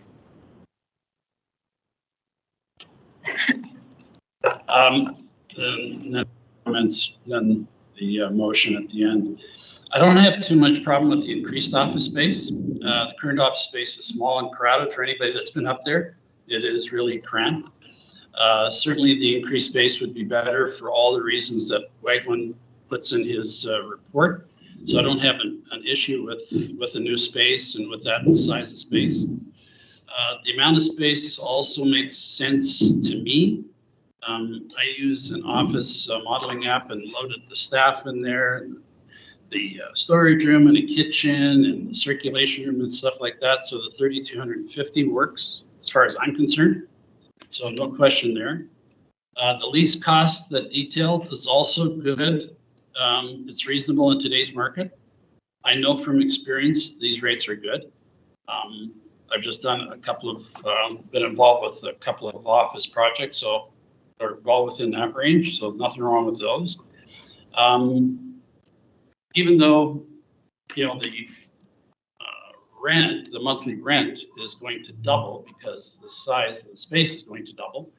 And then there's the common area costs that come along with that. And I assume it must pay service levies as well through the lease? Does it do a GMSL? Not directly, but it would be paid Indirectly, yeah. indirectly through the Okay. lease, yes. We're already baked into the square foot. Yeah, okay. Where I do have a problem is I feel that the amount budgeted for a design fee of $35,000 to over $50,000 and overall renovation budget of $650,000 is excessive in today's economics restraint that we should all be practicing. A positive note is getting $50 a square foot of TI from UBCPT is a good rate. It's fairly normal in today's rental market and usually is offered fairly quickly without too much negotiation. Again, I have experience on that. So to summarize, the excess one-time and ongoing costs over and above today, we have design and renovation, one-time and not budget of over $500,000, which could balloon easily once a designer gets a hold of this. And that's net of the TI that UBCPT would provide. The ongoing approximately $55,000 extra per year on top of what we're currently paying, plus the additional to lease costs, common area, services, levies, etc., which right now is unknown. This also doesn't include any new or extra furniture or technical needs that are not budgeted and not shown in Wegland's report. So that's unknown at this time. So that could add to these excess costs. So overall, I think we need to show the UNA residents and the UNA that its board are aware of what is happening out there with cost constraints given our economic instability. I don't think this proposal of the one-time costs, the design costs, the construction costs reflects that. I don't know if there's any question or comment to that before I make the motion. I think if there are still further questions or comments, and then you could make the motion, I guess, when people are done asking their questions and making their comments. Yeah, Michael? I guess just to sort of add to that is that I don't necessarily have the concerns that you share with some of the project costs. The two parts that I would question is the 5-year lease and that the amount of upfront costs that's going to go into that should be reflective of a much longer term thing. So some sort of guarantees in terms of a longer term lease. Obviously, it comes with. It looks like it comes with some soft guarantees, but it would be good to have some hard ones. And then I would love. There's a part of me that would love to see. The third floor of the Granite Building is a very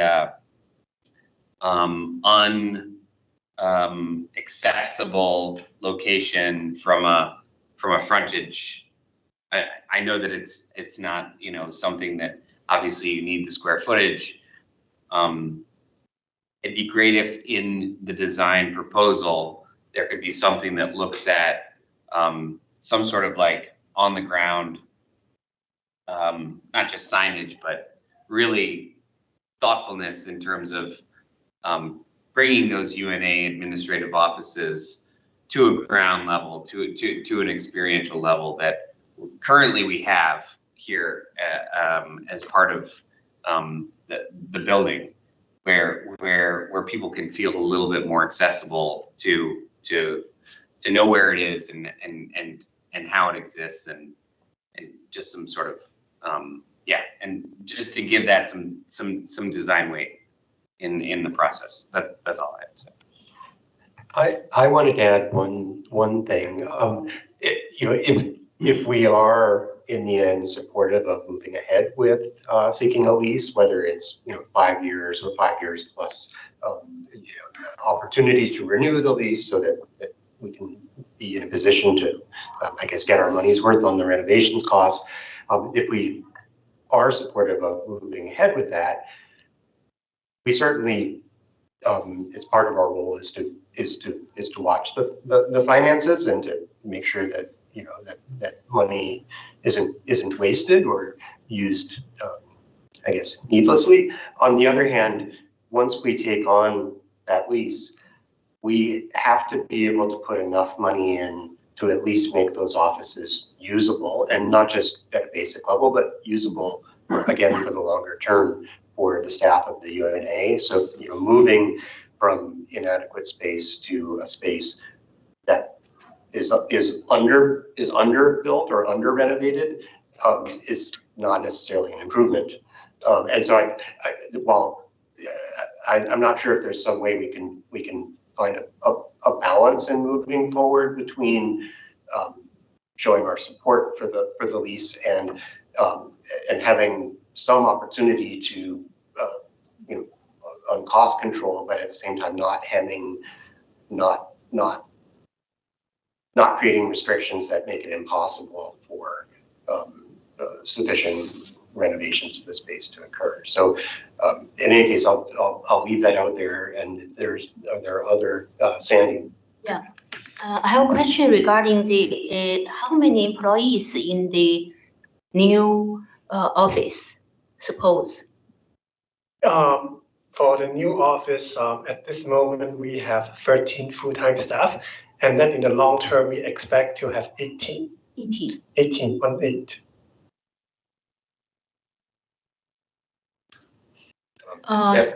Further question is now all employees work on site or work from home or hybrid? It's a hybrid. So we have a hybrid arrangement for the administrative office staff. That after new office is still hybrid? At this moment, we don't expect there is a change in terms of the hybrid setup at the moment. Evan? I just ask a quick question. So, I mean, like in the long run, since we are going to build a new community centers, right, in the new area. So, are we considering maybe we just build our own office instead of any other, like, because we're gonna have a place like a permanent, like workplace, right, and owned by us. I'm not clear on your comment about building additional community centers. There is no additional community center planned in the foreseeable future. There could be some flex space within the Westbrook plan, as we've had some discussions with campus planning about. The goal of that, though, was to use that as not as an administrative office space, but a space that could service the community in terms of program space or sustainability center or tool share facility, those kinds of service-oriented pieces rather than administrative offices. In the grand longer term, I suppose there could be conversations with campus planning as the stadium neighborhood, for example, gets planned. But we're I don't know. If I said 15 years away from that, I don't think I would be lying, and I might be underestimating that. So long term. Okay, so questions seem to have exhausted themselves.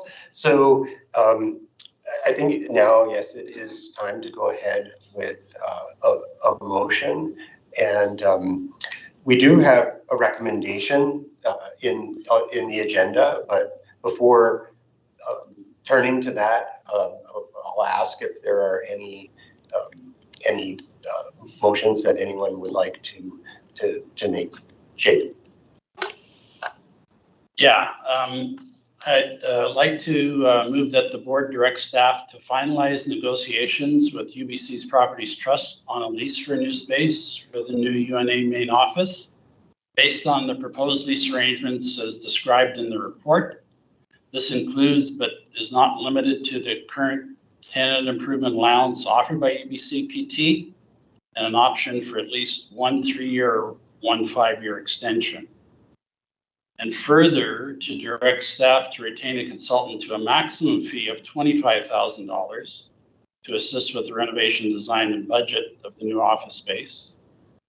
Then this budget be referred to Financing Committee for further review and analysis and design considerations before returning to the board for decision. The proposed TI budget should not exceed $250,000, inclusive of the TI allowance offered by UBC PT.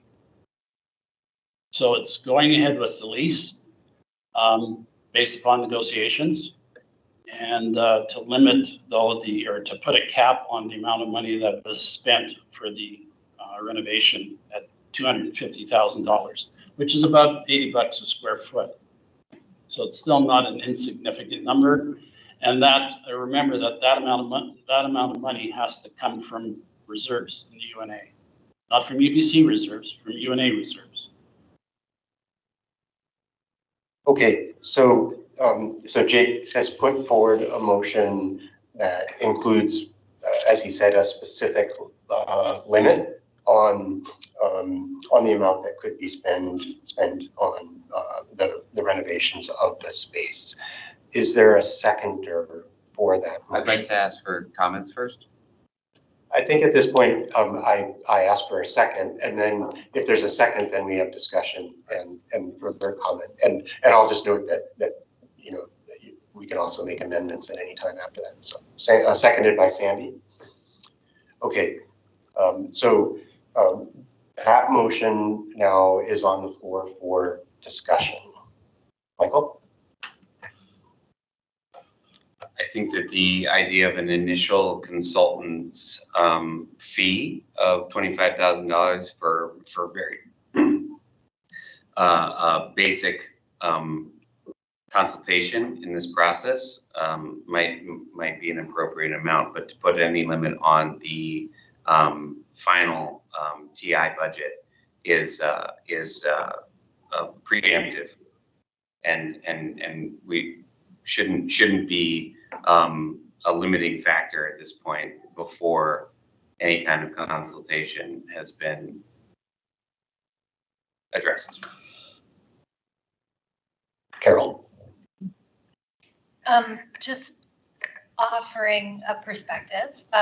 In the past, around the board table, there have been instances where caps have been placed, and it can become limiting if the cost goes even $1,000 above, where it has to go back to the board, and it slows down the process because it's been capped at a certain amount.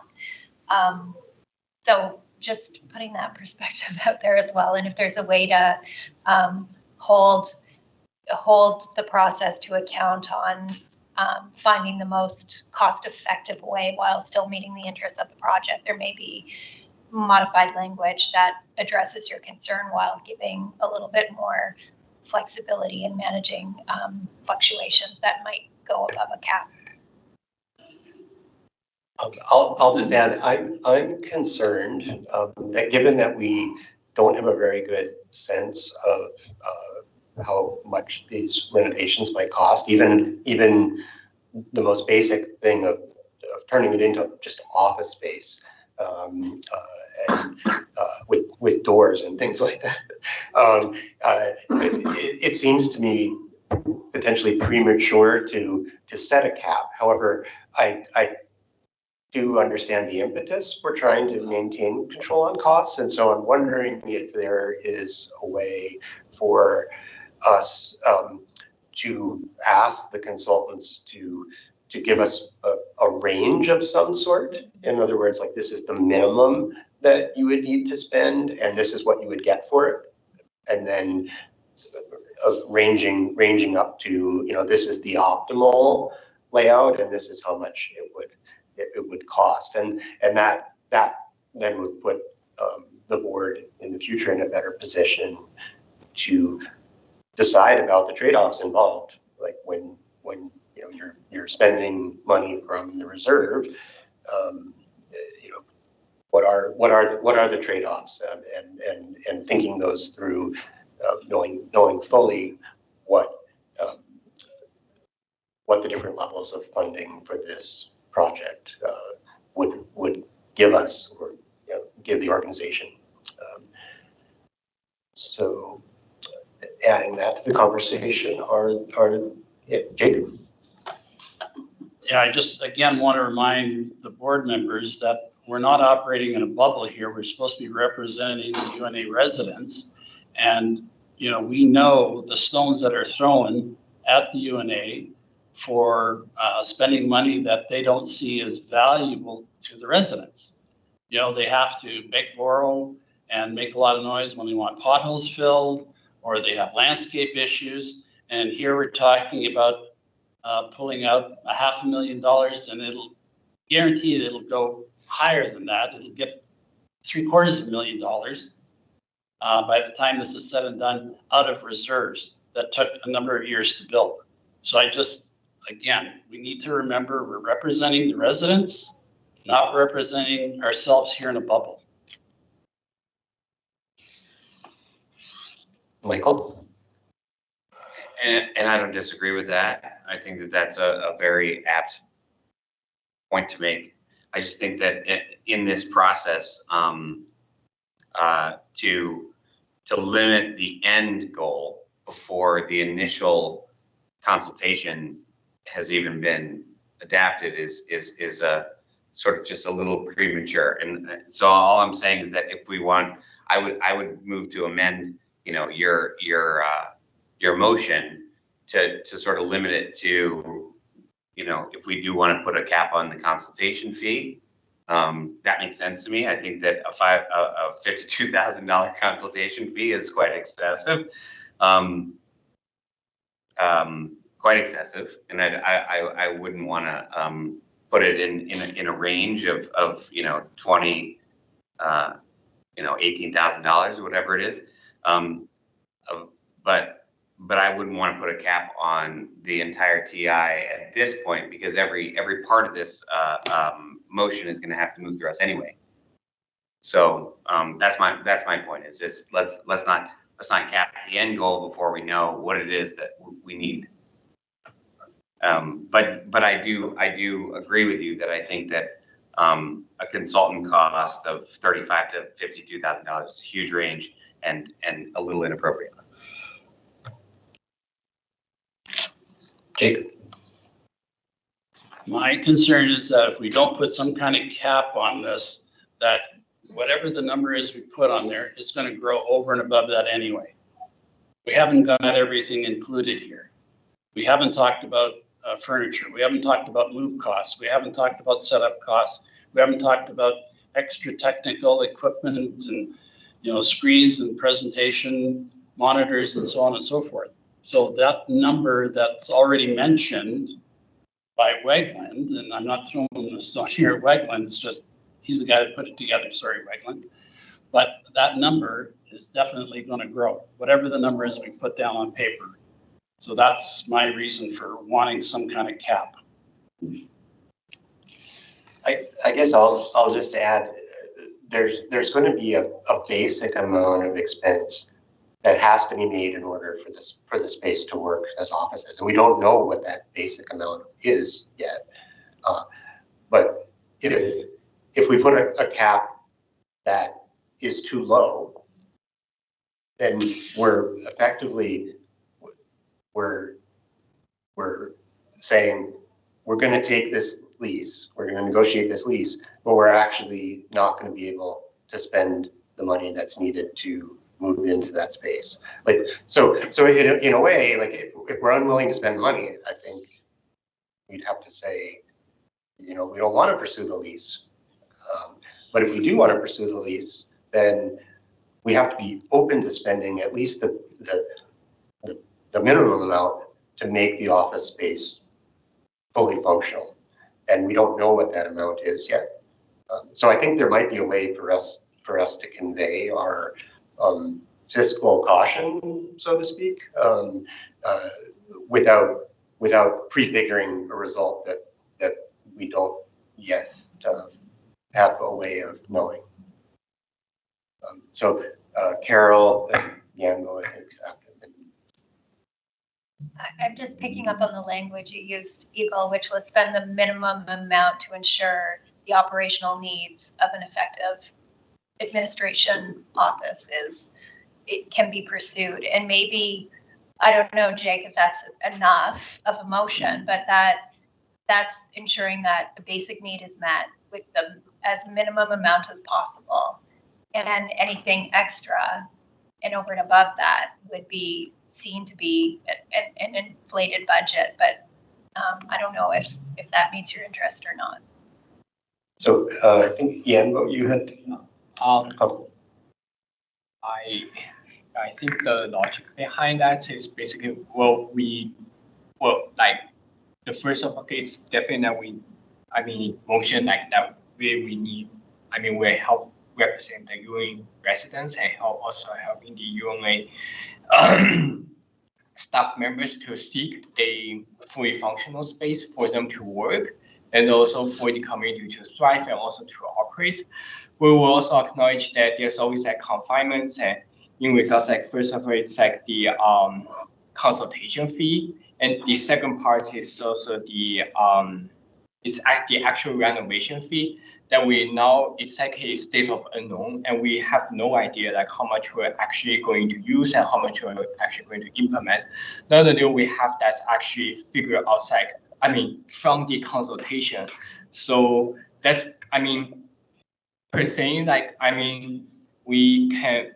I was suggesting that we can move into a motion and whether we approve like the UNA to seek like for a fully functional space for the UNA community to thrive and for staff to work on and for everything to be operationalized. And meanwhile, we also like have another motion that whether like we will set up a cap for that consultation fee, and depending on we are definitely looking forward like to from the consultation and how much is actually going to cost like for that renovation to take place and for that all construction relocation to take place. And we will really need like a very detailed breakdown and highlights of how much that's going to use our, is that the contingency reserve, how much is going to use our UNA fund for that projects to land firmly. So I was just suggesting that we can kind of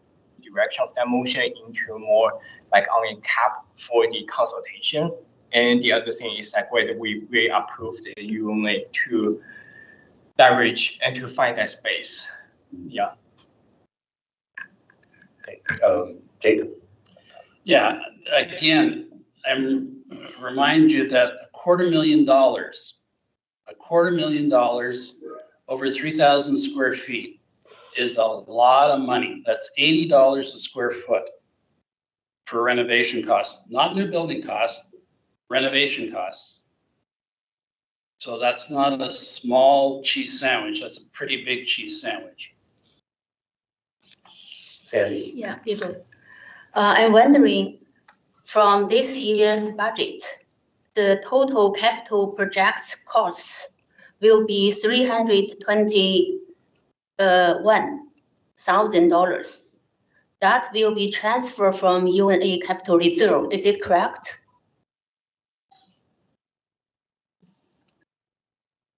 Yes, I think, but it's not. This is not in the scope, though. I don't know. Just wondering. So now we will transfer our capital reserve around $250,000 for this office renovation. From the budget, transfer from UNA capital reserve is $321,000. That already over the budget, around $200,000. But it's not in the scope. That's what I say. It's a completely different thing we're talking about. Yes, it's from the same pot of money, but the renovation is not included in the budget. I think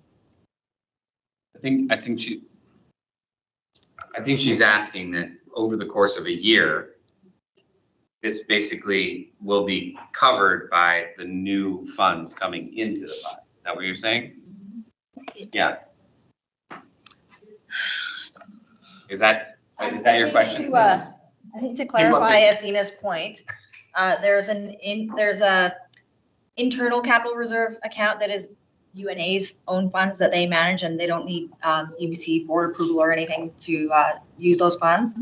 But the reserve that would fund this is not that. It's part of the 5 reserves that are covered in the neighbors agreement.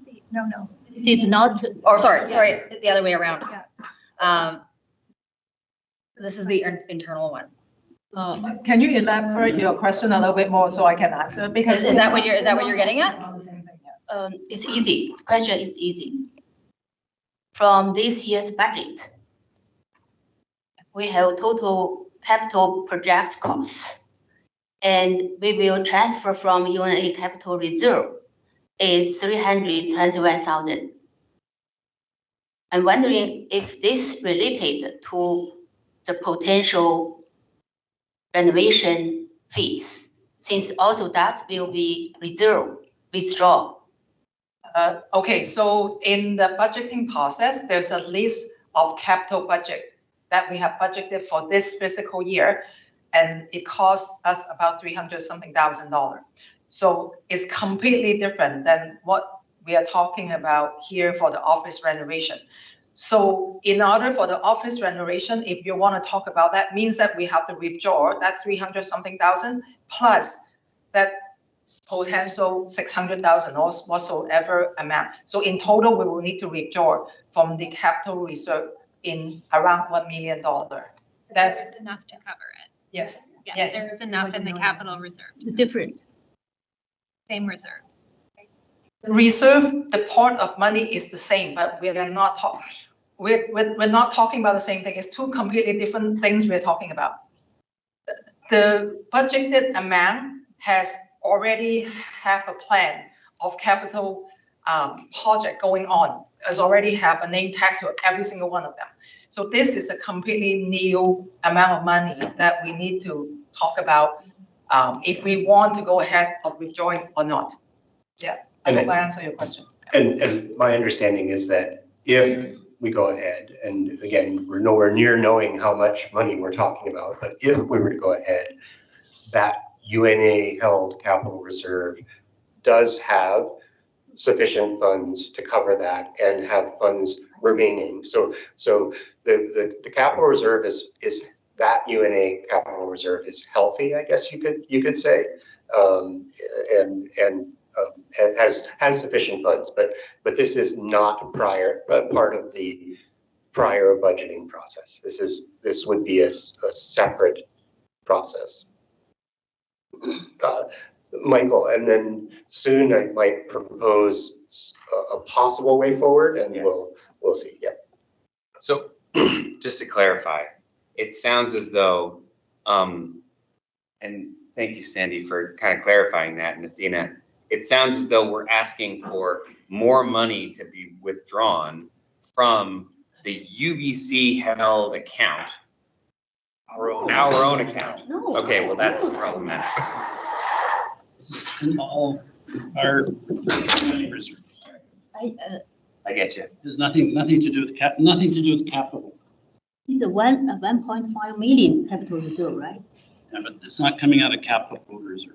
I mean, our, It's from our Your internal. Yeah. So there are a few possibilities for proceeding from here. One is that we could vote on the motion as it stands, although I'm hearing concerns, and I'm not sure that it would necessarily pass as it's currently worded. Well, we could test that. Another possibility is we could amend the motion, and from what I'm hearing, a possible amendment would be to strike the last sentence, which puts a limit on the amount of a TI allowance, or I'm sorry, the what's the TI standard? Tenant improvements. Tenant improvements. Tenant improvements. So to strike the last sentence, that puts a limit on the amount spent on tenant improvements, and then to add a sentence that would emphasize the need to be prudent and send the message that we want to work to keep costs as low as we can while achieving the level of service that would be needed to run an office viably in that space. So that that's a second possibility. So amending the motion. Michael? Ask for a clarifying question. Given the discussions that you've heard so far and the concerns amongst the board, Paul, I would just ask, do you have a recommendation? Because I really appreciate the work of Wegland and everyone here at the UNA. But you hear our concerns, and is there a suggestion you might have? The recommendation that I would have is the recommendation that was included in the staff report. I recognize, as I said, sticker shock, and that has raised concerns. I'm comfortable proceeding on the basis of the board setting $25,000 as the consultant fee for us to do.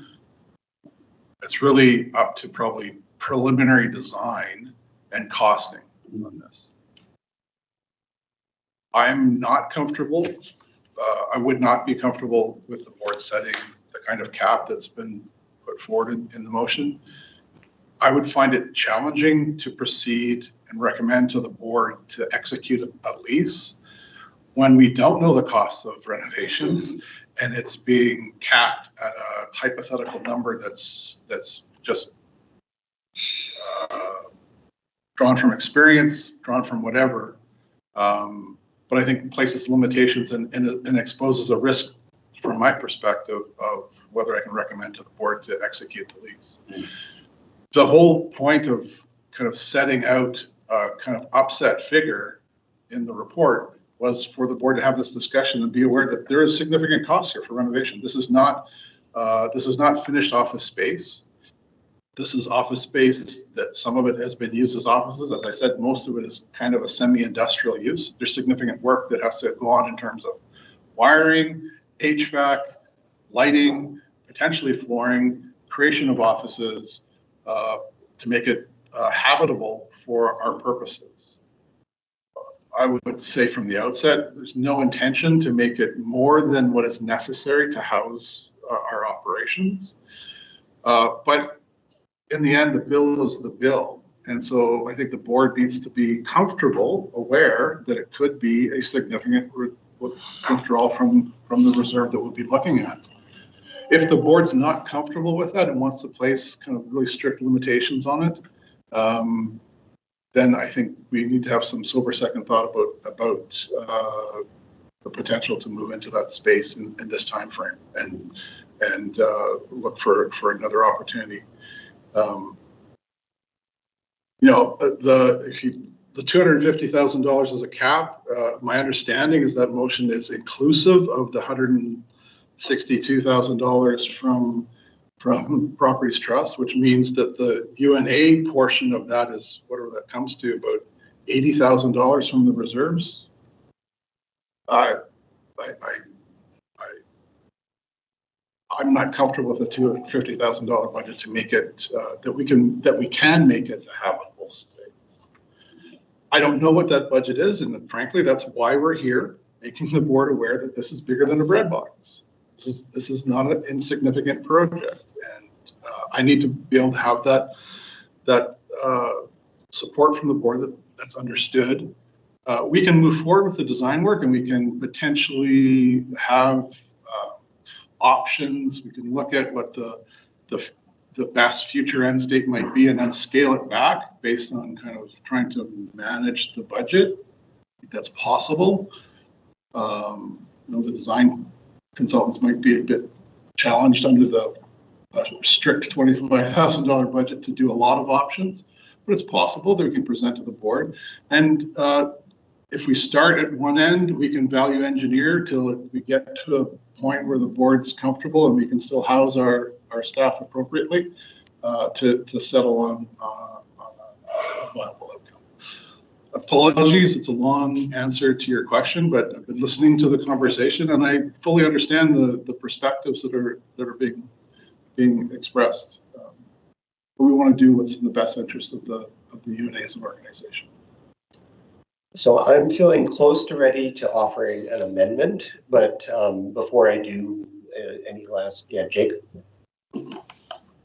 Again, I have to remind the board that we're talking about, monies coming out of UNA contingency reserves. This has nothing to do with capital budgets or anything. So it's coming out of UNA contingency reserves.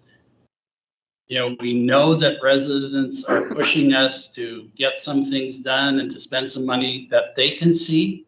They won't see any of this. And to say that $250,000 would be hard to put together something habitable really is kind of shocking to me. I do these types of things all the time. So $250,000 and 3,000 square feet is a lot of money. And I'm assuming that it's already air conditioned. I don't think Xerox would go up there with equipment without air conditioning, so you already have that.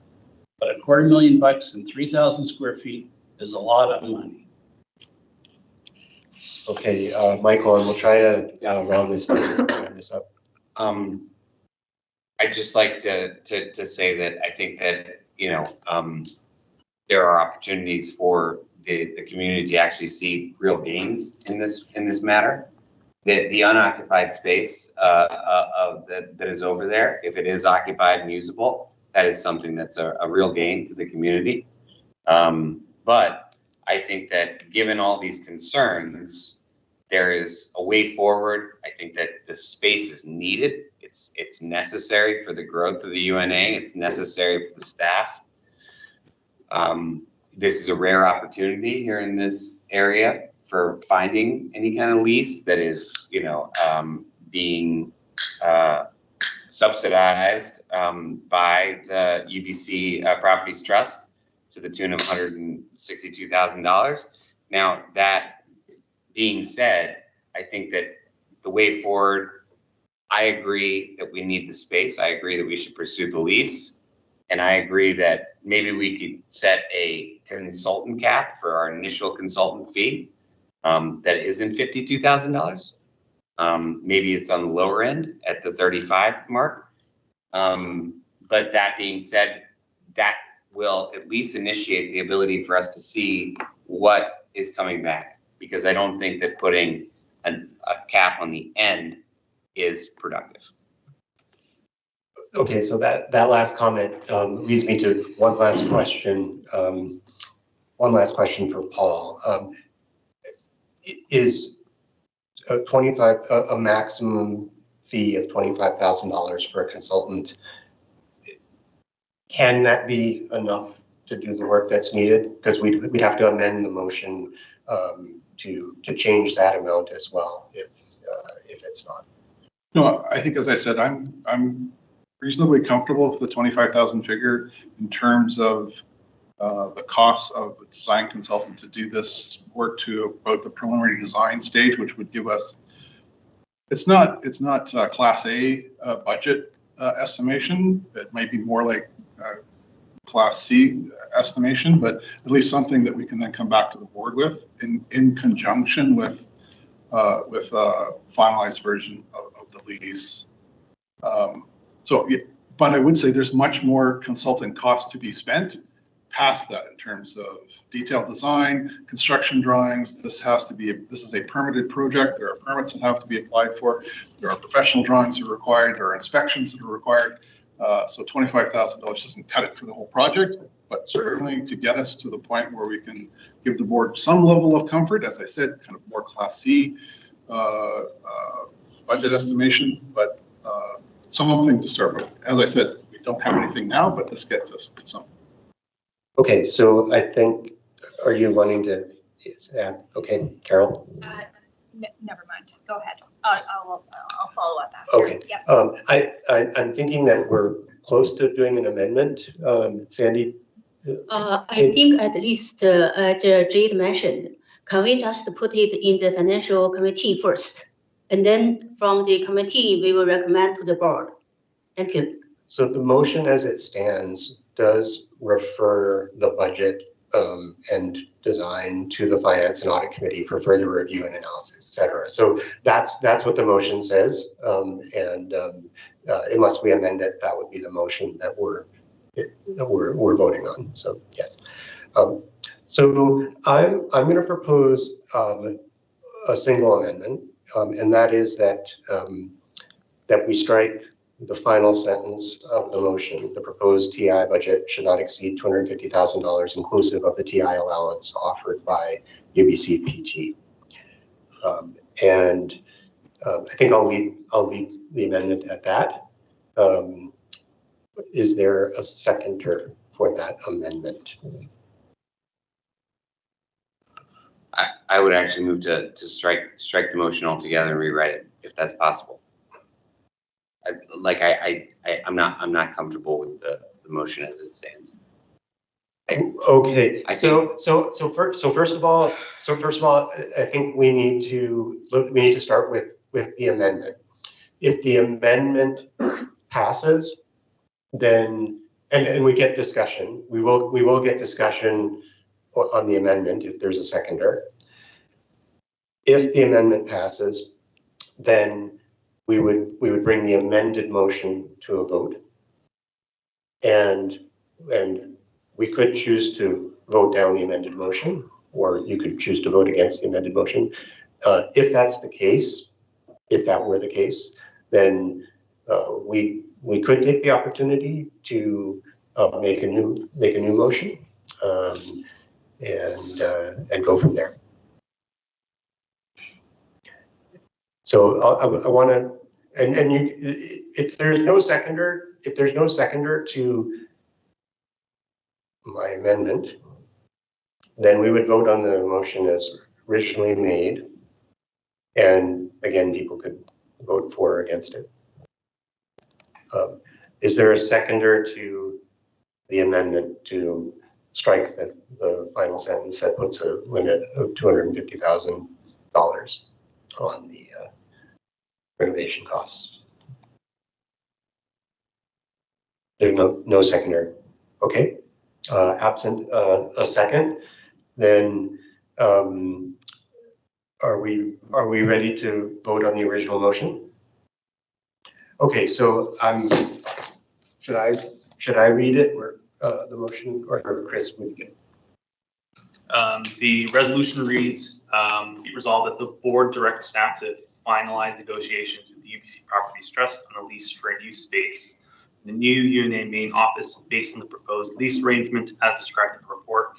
This includes, but is not limited to, the current tenant improvement allowance offered by UBC PT and an option for at least 1 3-year or 1 5-year extension, and that the board directs staff to retain a consultant to a maximum fee of $25,000 to assist with the renovation, design, and budget of the new UNA main office space, and that the board direct that this budget would then be referred to the Finance and Audit Committee for further review and analysis, including the proposed lease terms, renovation, design considerations, and associated budget impact before returning to the board for decision. The proposed TI budget should not exceed $250,000 inclusive of the TI allowance offered by UBCPT. That's the motion before you, and all in favor of the motion, please raise your hand.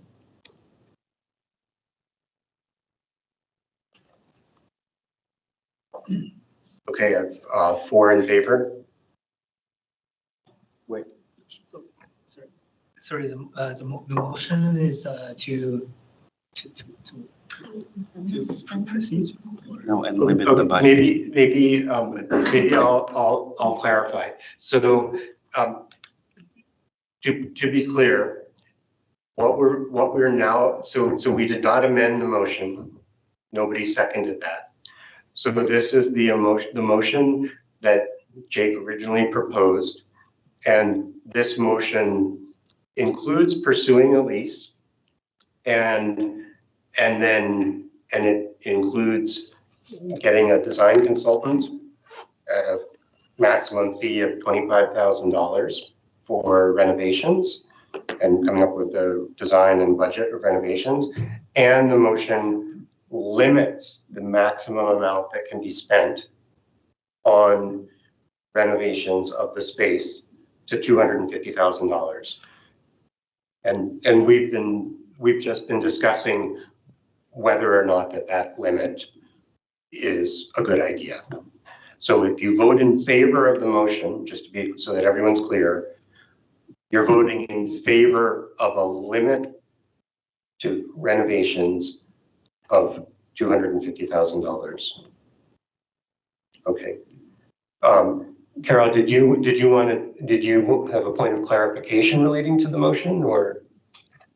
I just wondered, Eagle, it might be helpful to, I don't know if I'm leading with this, but I think Paul did a good job from a staff perspective of describing some of the risks associated with a cap of that nature. And I think it's important that the board understands those risks from Paul's perspective.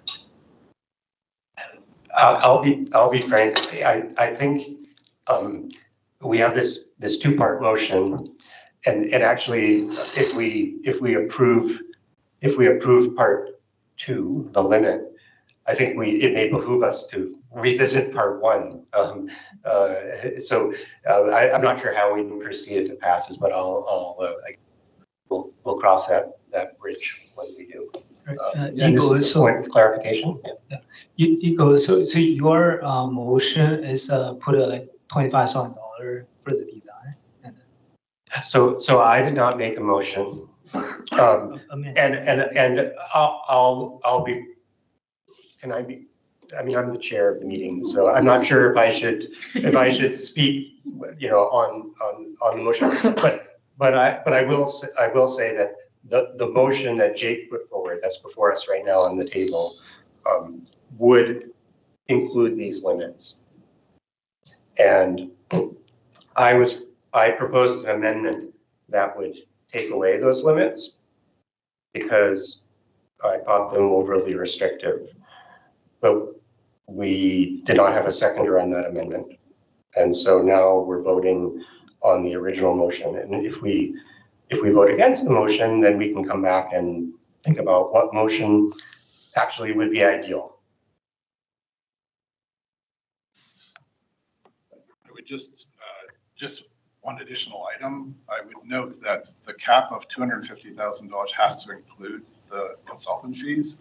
So whilst one may be arguing that $250,000 would be the construction renovation budget, it's actually $225,000 and still doesn't include the full costs associated with bringing a project like this to fruition. So beyond the design stage. So while the cap is set, it's already shrinking by the consultant fees, and it would shrink much more if this was to move forward to construction drawings, permit applications, construction and inspections as part of that process. I just want to make that so the board's aware that there's no other pots of money for this project to be funded out of, including the consultant fees.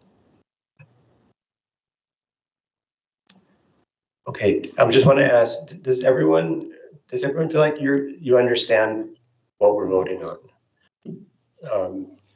And the implications of that? I just want to clarify, my recommendation is that we strike down this motion and do not vote for it. And picking up on what Michael says, is that if we vote against the motion, we will have an opportunity to craft a motion that does what we collectively as a board want to do. Is this, a question, Sorry, so what if we proposing that if we want to move this and shift towards the Finance and Audit Committee for discussion first, and then bring to the roundtable for a vote to vote? And that's a new motion. We need to strike down this motion first. Okay, sure. Yes. We need to crack out and then we initiate it. Correct. Yeah. Okay, so are we ready to vote? Okay. So all in favor of the motion, please raise your hand and hold it up there. So I'm counting 2, All opposed to the motion? 1, 2, 3. Okay, the motion fails.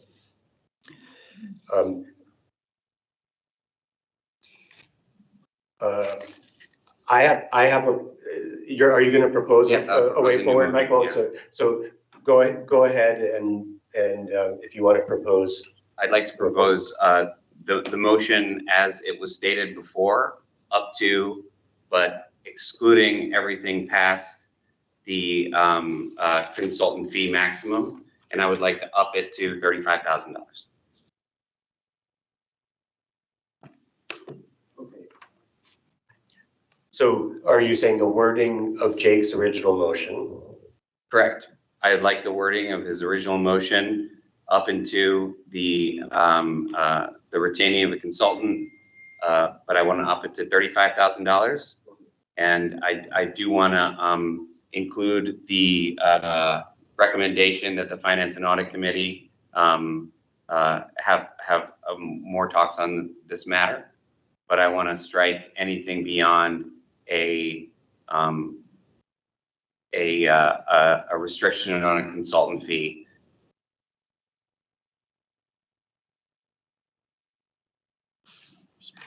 Okay, so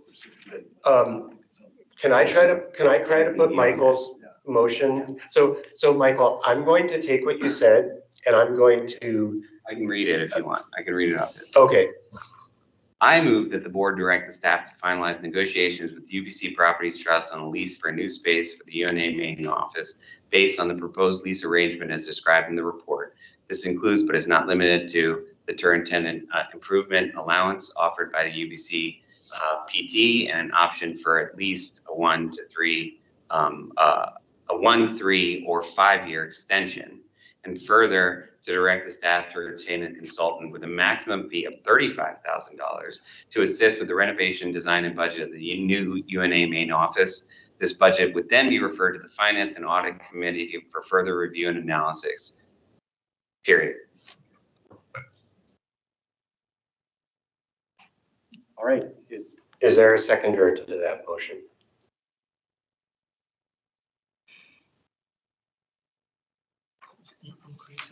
So it's increase the consultant's budget. It's including sending it to the Finance and Audit Committee, and it's not putting an exact dollar amount limit on renovations.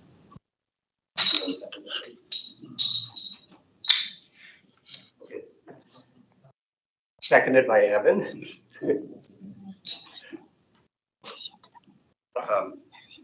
All right, discussion. And I'll note that the key difference here, well, Michael said it pretty clearly. The key difference is the raising of the maximum consultant fees. By no means do we always have to pay the maximum, but that's to increase the maximum. And the no inclusion of a specific dollar limit to the amount of the renovation budget. Though which we can have further discussions on at a later date. Yes. Yes. Because we will and we have to. Absolutely. When there's more. When there's full when the consultant gets back to us. Yes. Okay. Is there further discussion of this motion? So I just want to say I agree. The reason I agree is so it's okay to spend a little bit more dollar on the first stage, like consulting or design, but get more information. I don't want to put a harsh limit on the project, the maximum cost, because as long as we can confirm and persuade that the money is necessary to spend. So yeah, and put it into a later discussion, I think is necessary also, because to go to the finance committee and then come back to the board with more, more preparation for this. Yeah. And I'll just add in discussion, it's clear that that this board will want to be convinced of the budget for the renovations of the new space. It's given that we have to approve whatever that amount will approve be everything. in the future. It comes back to, it'll come back to the board. Yes. Everything along the way. We'll approve everything. Approve everything. Meaning that every stage. So to be clear about how things would look going forward, there would at some point be a fully costed estimate and budget. Nothing would happen without the board's approval in the future. And more discussion. So the board must approve the lease. The board must approve any release of funds or withdrawal of funds from the reserves to meet the budget that's established. I would not be comfortable with the board approving the lease ahead of approving the project for obvious reasons. So those two things will have to happen congruently, and given the referral of this matter now to past the approval of, potential approval of engaging a consultant, referring this to the Finance and Audit Committee for discussions around the budget. That will then come back to the board with, I guess, the Finance Committee's recommendation around it, and the board would consider the lease and the budget at the same time. Okay, are there, Danbo? Sorry, so even the consultation part and the approval for the selection of that consultation trade will be also brought back to the board for approval, right? Even for early consultation. We would not bring back to the board the approval of the consultant. We will move forward with engaging the consultant based on getting prices in the market from viable consultants and award that as a contract. We'll undertake the design work. We'll do a costing as part of that, and then we'll bring that budget as per the direction as it stands now to the Finance and Audit Committee for discussion. I just want to say to everybody on the board here that I have full confidence in the staff here at UNA to do their job. And they're doing a very good job, and they usually bring things in under budget and on time and delivered in a very good way. And I just say that we need to give them the ability. We're setting a cap of 35,000, which is much less than the estimate that they put in there of 52,000. And I think that cap is a reasonable amount that they can move forward to get a design consultant to do an initial assessment of this lease and what might need to go into it design wise. They'll then bring that design estimate back to us, probably in a 3-phase thing, which is minimum, medium, and maximum. And then we can look at that and have a conversation at a later date about what it is that we want to move forward with the design, as well as with the lease, if we choose to move forward with the lease, because we're not going to move forward with the lease unless the design and the budget for the design is approved. But we need to give them the ability to do their jobs, which means allowing them the $35,000 cap that we've just put in, or I'm proposing that we put in, to allow them to do the work that they need to do. Sandy? Yeah, Michael, we trust our staff. Meanwhile, we also listen to the residents. Remember, the service levy is coming from residents. Residents has already showed their concern regarding the budget, regarding our money, how we cost them. That is first part. We need to listen to the two sides. One. Second, regarding the consulting fee, have we proceed? Like how many consulting firms we will choose from, or only one? We already had the procedure. We have no procedure on the vendors. How many one quote? Again, It's a that, code. that has to Let do me with finish. trusting. Let me finish, Michael. As I mentioned, even in my small strata fee, we have $3,000. We will have 3 codes.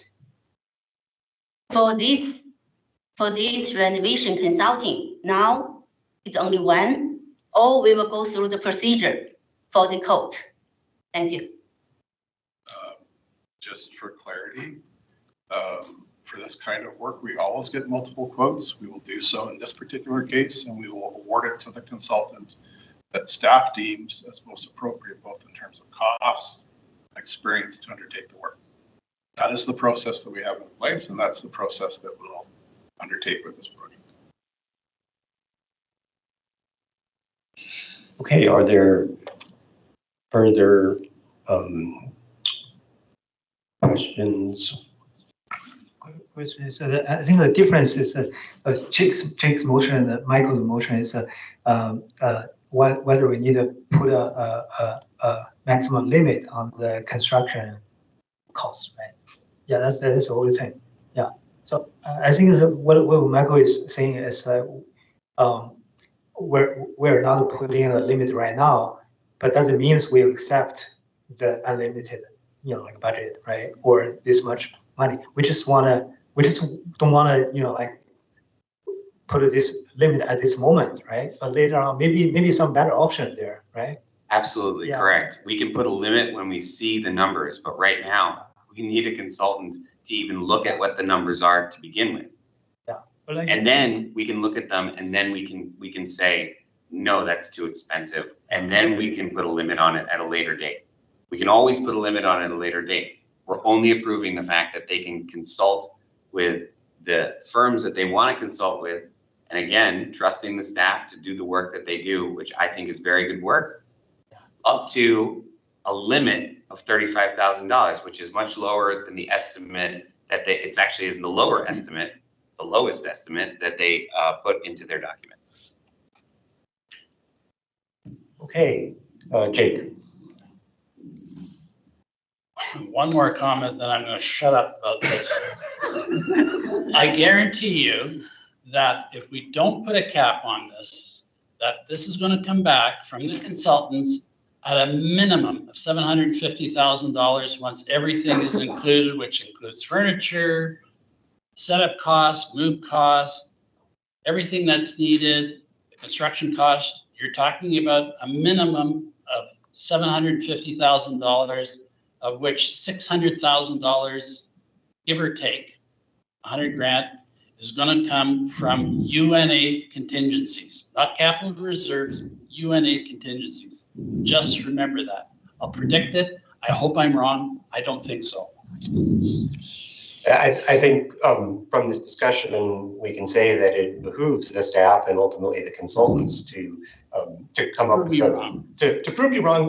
Well, and to come up with a kind of a range, a clearly costed range of what kinds of renovations are needed versus preferred, that kind of thing. It could be a couple of different levels of from basic to I guess a more complete renovation of the space. All right, anything else before we vote on that motion?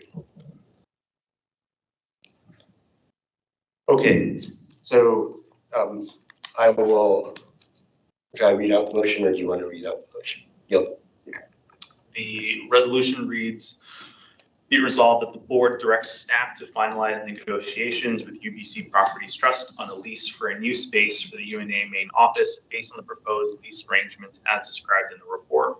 This includes, but is not limited to, the current tenant improvement allowance offered by UBC PT and an option for at least 1 3-year or 5-year extension.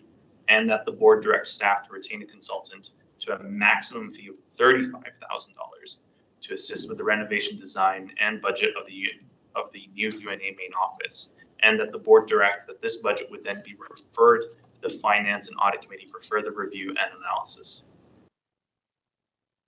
Okay, that's the motion before you.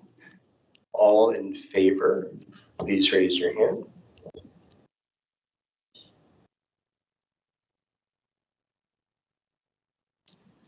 Okay, all opposed? So, so we have, I have a point of order. So, yeah, I can call for an abstention. When does the chair vote? As the chair, you have the privilege of voting during the initial call or when the vote is tied. But it's not a second vote. It's just your privileges. One as a director being able to vote while the call is being put out, and as a presiding officer, as once the vote is tied, you can then submit your vote if you want to influence it.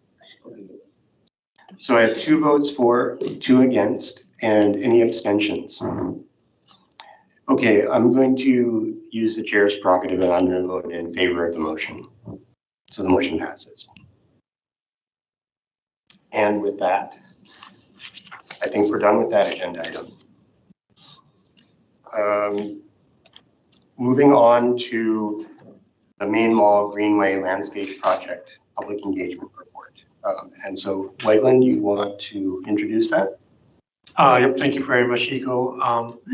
Just like the previous report, I will provide a quick background in terms of how we come to this point for the project, if for those who is not familiar with the Main Mall Greenway. So the Main Mall Greenway was built back in the early 2000s.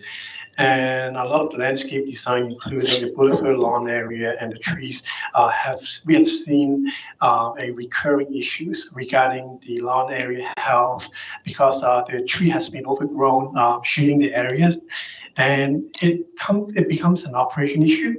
So back in 2024, staff began a pilot project to try to address the lawn issue, and then we later on the board directed staff to bring consultants and also to present a revised version of the Main Mall Greenway.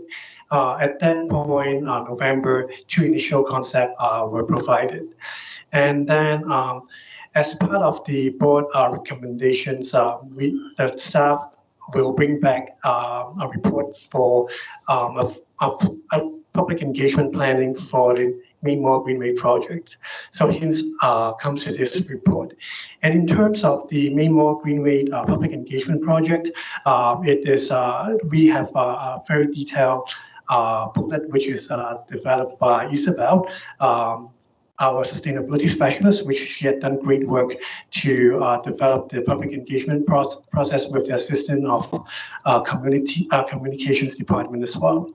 And in terms of the engagement, we are focused on the residents, and it will break down into phase 1 and phase 2 engagement. So for the phase 1 engagement, it's mainly very high level to explore potential use of what the Main Mall Greenway looks like.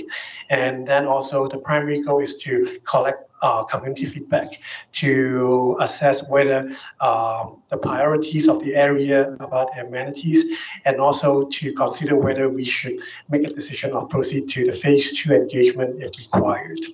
And for the phase 2 engagement, in terms of the timeline, it will take place a bit later in the year, and it will also contingent whether we have received sufficient public support from the phase 1.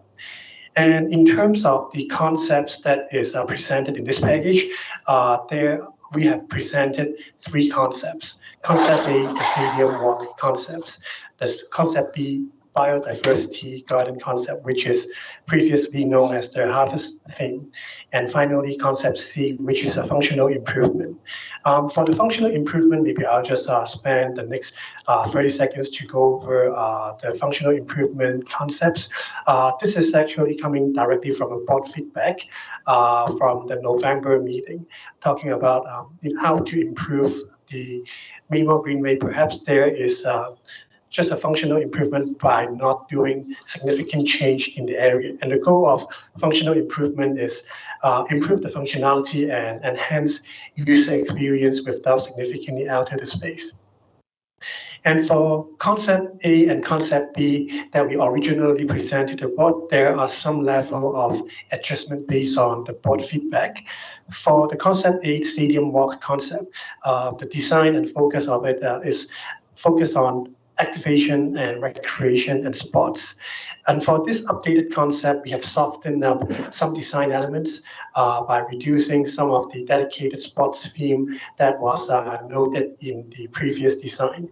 And for this updated design, it continues to incorporate several recreation elements. For example, table tennis, game tables in this area. And then for the next concept, concept B, the biodiversity garden concept, there is no significant updates from this concept. It's mainly more just enhancing the original one.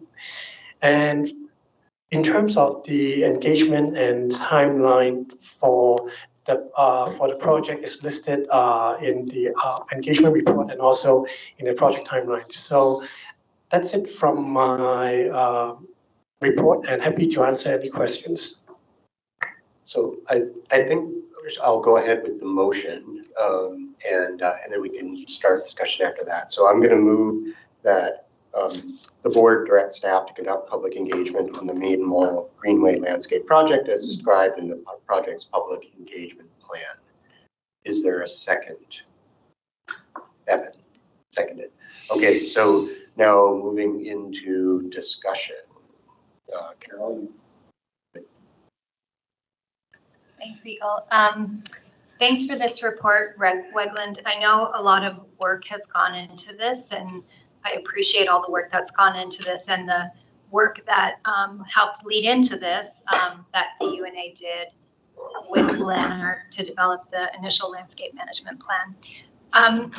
From UBC's perspective, I just wanted to share a couple of concerns and flags for the board to consider in the deliberation of the motion. So I think in general, UBC is really supportive of working with the UNA, exploring ways to enhance the public realm.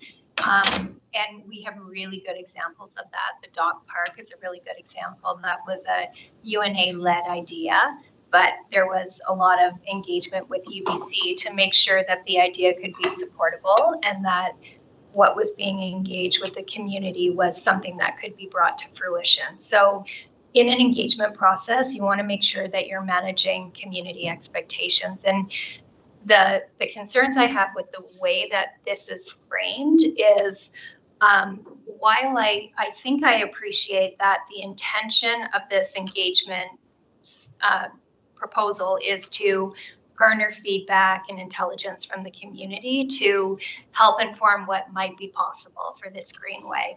It's reading to me like an option A, option B, pick one or the other, and it's very hard to back away from that if it's not deliverable. And it's also edging on sort of planning and design, which is not in the remit of the UNA in terms of the neighbors agreement. So we do want to make sure that ideas that are being put forward can be supportable.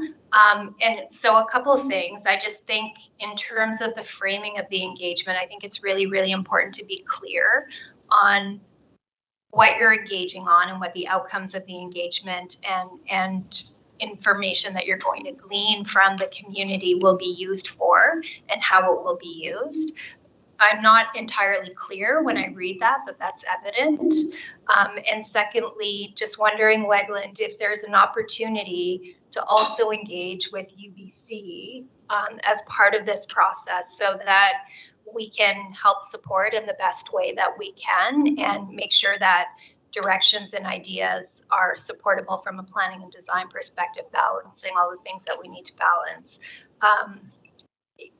You know, we've talked a lot about finding ways to work with the UNA on the implementation of the Westbrook Neighborhood Plan. And this is, you know, not entirely related, but I do think there's a general sentiment that we want to partner and we want to be part of these processes. So if there's a way to work with Renee and others in campus and community planning as part of this process, I think that would be helpful. And again, just really pointing out the framing. In some instances, you know, I'm looking at on page 72 of the package, page 4 of the report, the decision makers UNA staff will work with Landmark to develop a final design based on results from the engagement process. UNA board will have final approval followed by CNC permitting. If you didn't know what that meant, it seems like a final design will be submitted and then campus planning will permit it. And we can't permit something if there are reasons that it can't be supported. And I don't know what those reasons are, and we don't know because we haven't been engaged in the process.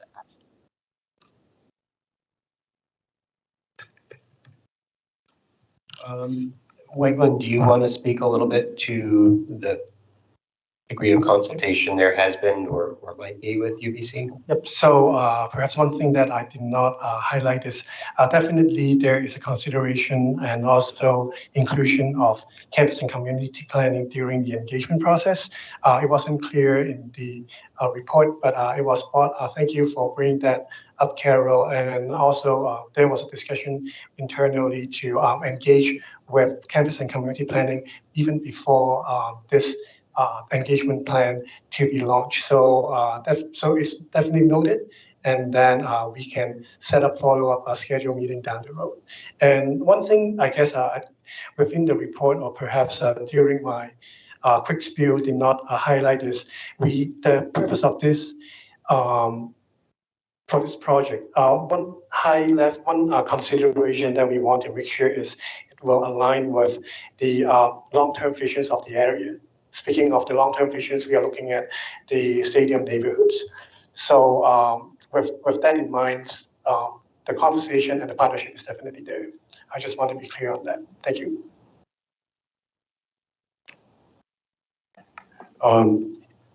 Since the last time this came before the board, has the operations department communicated with UBC at all about how we might proceed? Because this did come up at that last meeting as well. I'm not remembering the exact date of the last meeting. It was in 2024 when maybe it was October or November of 2024.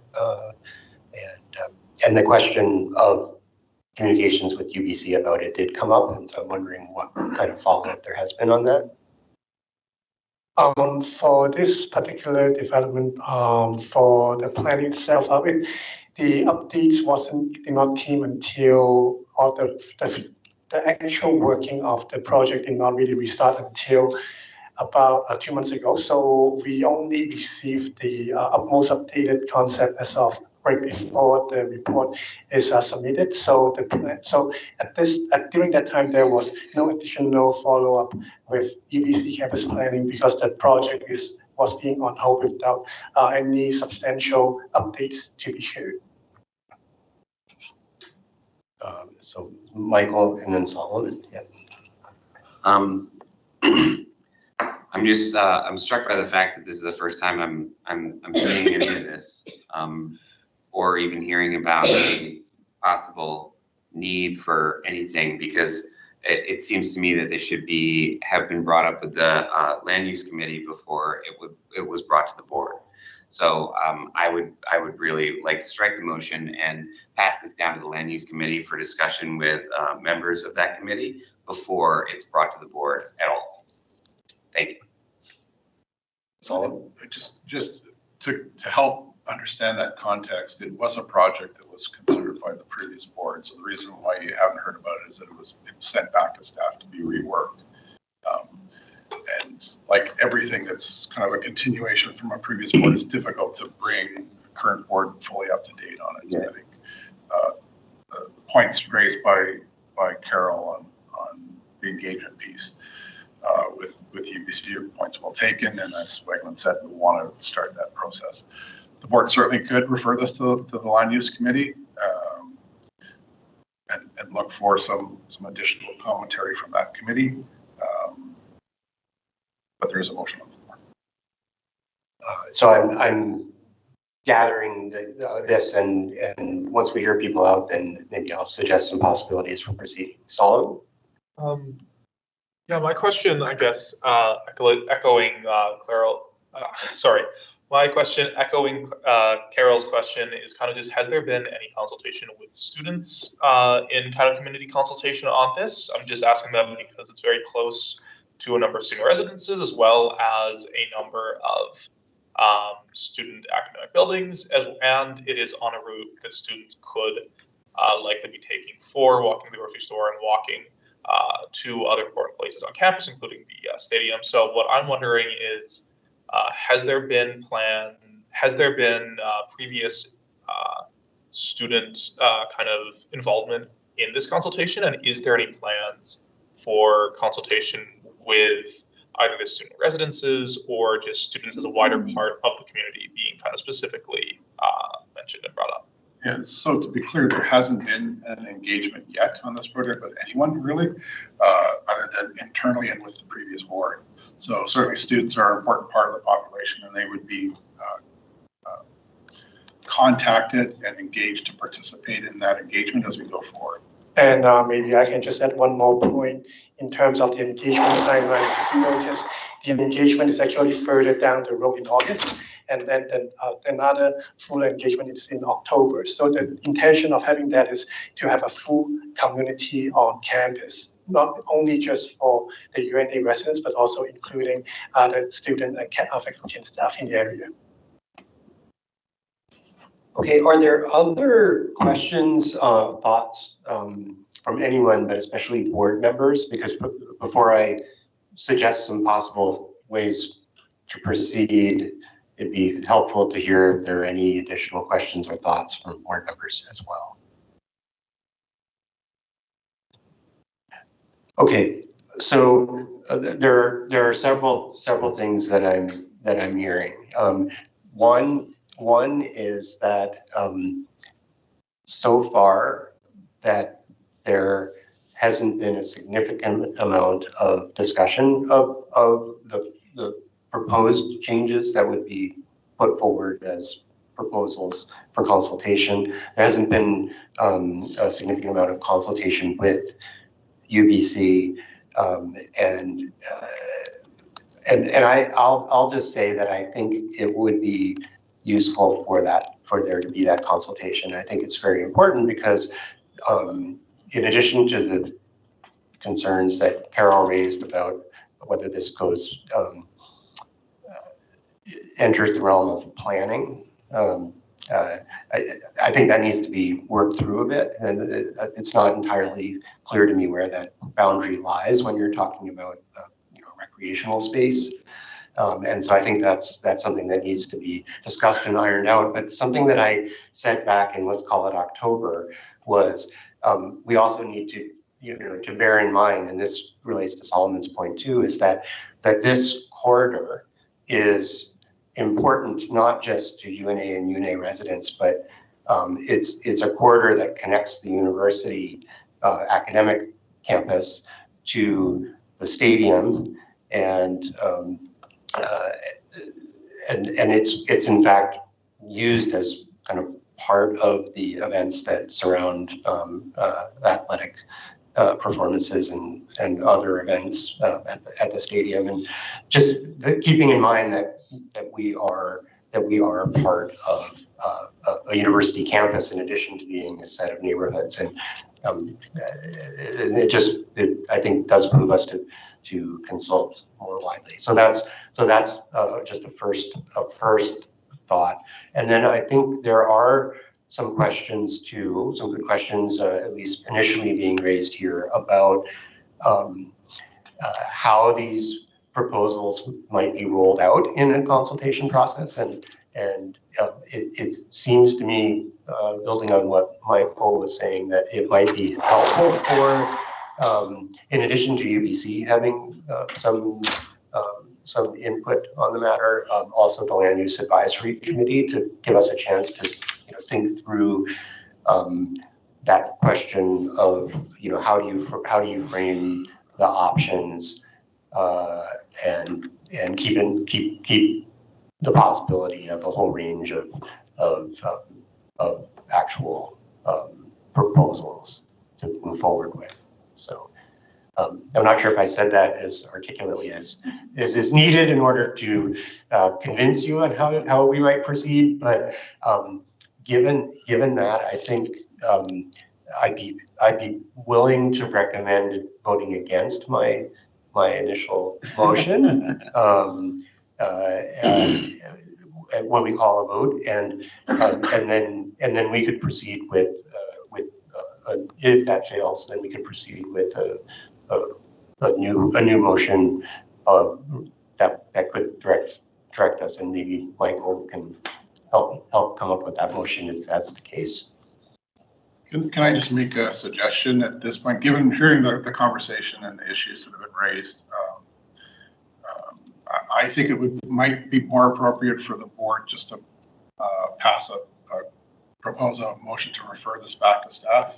Let that take precedence over the motion that's on the table, and let staff go away and come back to bringing us to land use and having further discussions with UBC, rather than it doesn't necessitate a motion from the board to refer it to the land use. I think we need to do some more internal work on it, given what we've heard, and build a different kind of partnership before we have more discussions, either at committee or with the board. So I would suggest a referral at this point would be more beneficial. So if we were to follow Paul's advice on this matter, what would procedurally be the way to move forward? You're welcome to withdraw the motion, assuming there are no objections, and staff can simply just take it away from there and decide on the timeline. If the board is interested in a specific timeline, they could motion to refer, but as Paul mentioned, it might be more appropriate for staff to contemplate when to bring this up in the most appropriate timing. Okay, so given that, I'd like to withdraw the motion. Are there any objections? Okay, hearing no objections, the motion is withdrawn, and we'll move on to the next agenda item. Thanks. All right. The next item is the community amenity charges report, and Paul, you have that item. Yeah, thank you very much. This is a bit of a perfunctory report for me, in that it's really just a cover on correspondence from UBC, from Michael White, the AVP of Campus and Community Planning. It is a requirement under the NA 2024 that UBC is to report annually to the board with respect to community amenity charges and the expenditures and collections thereof. And so attached to this short cover report is the correspondence from Michael, as I said, that outlines how the CAC is structured, I think changes that are pending, and also some details on the collection, the revenues and expenditures out of the CAC accounts over the last number of years. And sorry, not last number of years, recently and going forward. I can attempt to answer any questions you may have that may more appropriately be held to refer to campus and community planning for a response, but or Carol can attempt to answer them as well. But it's really for information more than anything else. And as I said, it's a requirement under the neighbors agreement. It's recently adopted. Okay, so letter duly received and noted. Are there any questions for Paul that either he could try to answer or that could be forwarded? Yeah, Michael. Just a quick clarifying question is that this is just a statement of fact. There's no sort of direction or anything that can be given in terms of future relations in regards to how these expenditures are made. This is just a report on things from campus and community planning. Is that correct? I think largely it is. I mean, I think that the board may want to consider some conversation during the strategic planning about CACs and where they're focused and getting better understanding of that. In terms of making a change, that's a whole bigger conversation that the UNA would need to have. There is a current focus of CACs, and that will remain the focus for a while yet.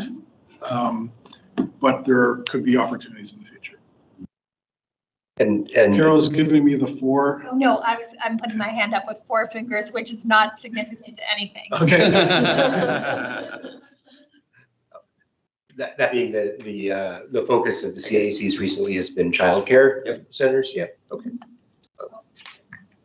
Is your hand is up? Okay. Yes. Carol. It is up. The 4 doesn't mean anything. Just also, Michael, there is some language in the neighbors agreement around how the CACs are managed and the sharing of information, which this is a direct response to. And then typically through neighborhood planning processes, we look at facilities and amenities. Childcare is a good example that shows up in a neighborhood plan, and work to use CACs to fund those types of developments, and have been doing that for several years now. And I've noted that there haven't been a lot of CACs coming in the last few years, but there's going to be a wave of them coming up in a few years, right? Yep. So were there to be like the construction of a new elementary school, that would kind of fall under, no? That's BSP. Elementary schools are funded by the province. Okay. Okay, any other questions on community amenity charges? Okay, with that, we move on to the Finance and Audit Committee report. And the first item there is the fiscal year 2024-25 financial audit plan report. Athena. My my audit plan report is before you. As mentioned, the only highlight that I have is that the auditor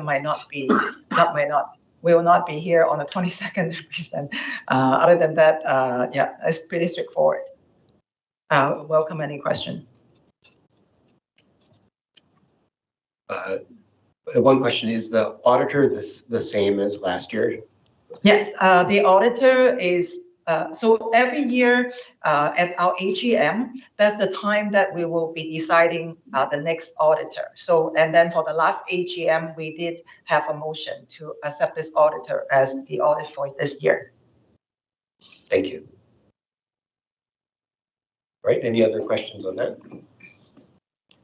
Okay, then moving on to the fiscal year 2024-25 UNA Capital Reserve Annual Transfer Report, which Athena can introduce, and then it comes with a recommendation, and I will turn to the Finance Committee to make the motion. Correct. Yeah, the report is before you. Here we go again, capital reserve, and this report, this reserve is the internal, quote unquote, internal reserve. Every year, how do we build this reserve up is like, we initiated this reserve like around 2-3 years ago. How do we actually build it up is like every year we try to make a contribution, and the contribution is logical based on the amortization amount that we have. So the essence behind this is like the reserve can be systematically built throughout the time with the same frequency of how the amortization goes. Yeah, I think, again, this is pretty straightforward, and also the capital policies enclosed that actually drive part of the reason of this reimbursement, I would say, every year. So yeah, so welcome any question. The report is before you. Would someone like to make a motion? Yes. Jake? The motion is that the board approve a transfer to the UNA Capital Reserve equal to the amount of the amortization of capital assets for fiscal year 2024-2025 minus the amortization of the deferred capital contributions. Right, and is there a second? Seconded by Michael, thank you. Any questions? Okay. Athena. Yeah, so maybe since we talk so much about drawing from the reserve, I just want to bring to the attention the reserve right now is $1.1 million. With the contribution, the estimated amount is going to be 1.4, and it will accumulate it for around $200,000 a year. And depends on also our financial performance. We might also have another motion of putting more money in that. We don't know yet. Like, yeah. So I think that's possible, just to let everybody know. And could you clarify, Athena, what you mean by depending on financial performance, if there's some kind of surplus, is that what you're talking about? Yes, the historical, I think pieces behind this is like when the reserve was created, that was actually a year that we have a revenue, we have a surplus. And then that's what was how this surplus was initially built. So it means that, like if we have a year that we have a surplus, we can consider to contribute more to that. So it's not limited to just the amortization amount that we're gonna build in there on an annual basis. Yeah. And I'll just recall something that one of our previous colleagues, Board Member Bill Holmes, noted. He said as a nonprofit organization that the UNA can't or shouldn't technically build up significant amounts of surplus, and so but a reserve is a rather smart way to deal with the occasional or even ongoing surpluses. So this was I think a very helpful for us as an organization, and thanks for explaining that. Yep. Okay, are we ready to vote then? Yep. Okay. So oops, I'm getting ahead of myself. So the motion is that the board approve a transfer to the UNA capital reserve equal to the amount of the amortization of capital assets for fiscal year 2024-25 minus the amortization of the deferred capital contribution. All in favor? Okay, the motion passes unanimously. All right, so moving on now to the Governance and Human Resources Committee report. In particular, we have the Video Surveillance Board Policy Report. And I'll turn things over to Chris to introduce this, and just note that that this comes to you with the recommendation of the Governance and Human Resources Committee. I won't belabor it. The report is before you, contains the details. I'm happy to answer any questions. Okay, and yeah. Just to clarify the recommendation, Chris? So the recommendation is to approve revisions to the Video Surveillance Board Policy 0110 and to repeal the Video Surveillance Old Barn Community Center Board Policy 0111. We currently have two board policies. 0110 concerns only Westbrook Community Center. 0111 concerns only Old Barn Community Center. They are functionally the same thing, largely the same provisions. The proposed revisions will amalgamate all the controls into a single policy, and it will encompass any facility that we are operating in apart from just simply the community centers. And actually with that, maybe it's a good time for me to make the motion, and then we can continue discussion if needed. So I move that the board approve the proposed revisions to the Video Surveillance Board Policy number 01-10 as circulated, and that the board repeal the Video Surveillance Old Barn Community Center Board Policy number 01-11. Is there a second? Seconded by Evan. Okay, and I don't know if more information is needed, but are there any questions or further discussions of this?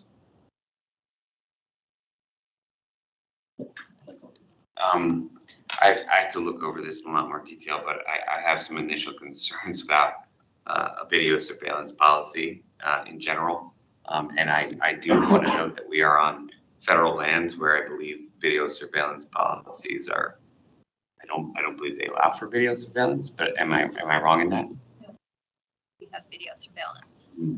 It's important to, you may not have had the opportunity to review the policy, but the policy is focused on surveillance within our own facilities, so it's within our own property, effectively. Versus the old barn was external. No, the old barn was also internal. We're just consolidating all of these policy requirements into one, so that it covers all of our facilities, both Westbrook and Old Barn, and anything else that we may have in the future it could also apply to.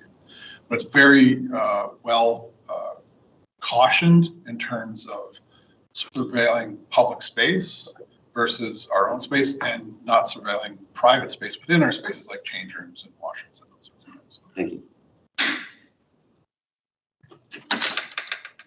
Okay, are there any? Oh, Chris, yeah. I'll just add if it helps at all. This was drafted along within the past and what are the current policies with the guidance from the BC Privacy and Information Commissioner on their guidelines with respect to overt surveillance within the private sector, which applies to our video surveillance. And we are not forgetting the term, a public organization or a private organization. Thank you. Okay, any other questions? Okay, I think we're ready to call the vote.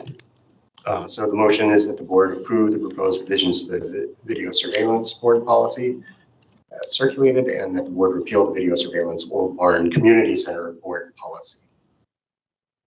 All in favor? Okay, motion passes unanimously. All right, with that, we're moving along. We're getting there.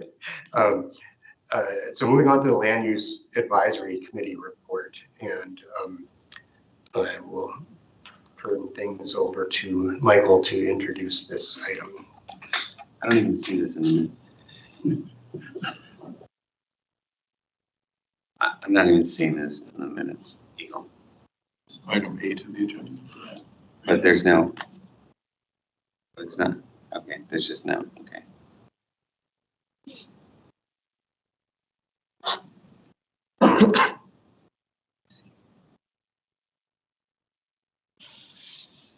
Okay. Yeah, so the motion essentially is coming back from our discussion at the last board meeting that in regards to design charrettes, it was brought by the land use committee that we look at seeking the board's approval for the UNA to lead a series of sort of community-led workshops around safety and future neighborhood planning. So this is something that would be done in coordination with CNCP as well as with UBC Properties Trust, and this was the recommendation that came out of the Land Use Committee that we moved to. Go ahead. Well, I'm going to ask you a question before you make a motion. But I'm not making a motion yet. Well, go ahead. You can what you're. That's pretty much what. One thing that I was hoping that that we could clarify or yeah, I guess clarify for now is whether you're referring here specifically to the transportation related discussions around like the bicycle infrastructure and pedestrian crossings infrastructure and the like, whether that's what you're referring to here, because I have understood from discussions with campus community planning that they are interested in working with the UNA on coming up, as you say, some kind of discussions on this. And I'm wondering if that's what you're referring to here, or if this is aimed towards something else.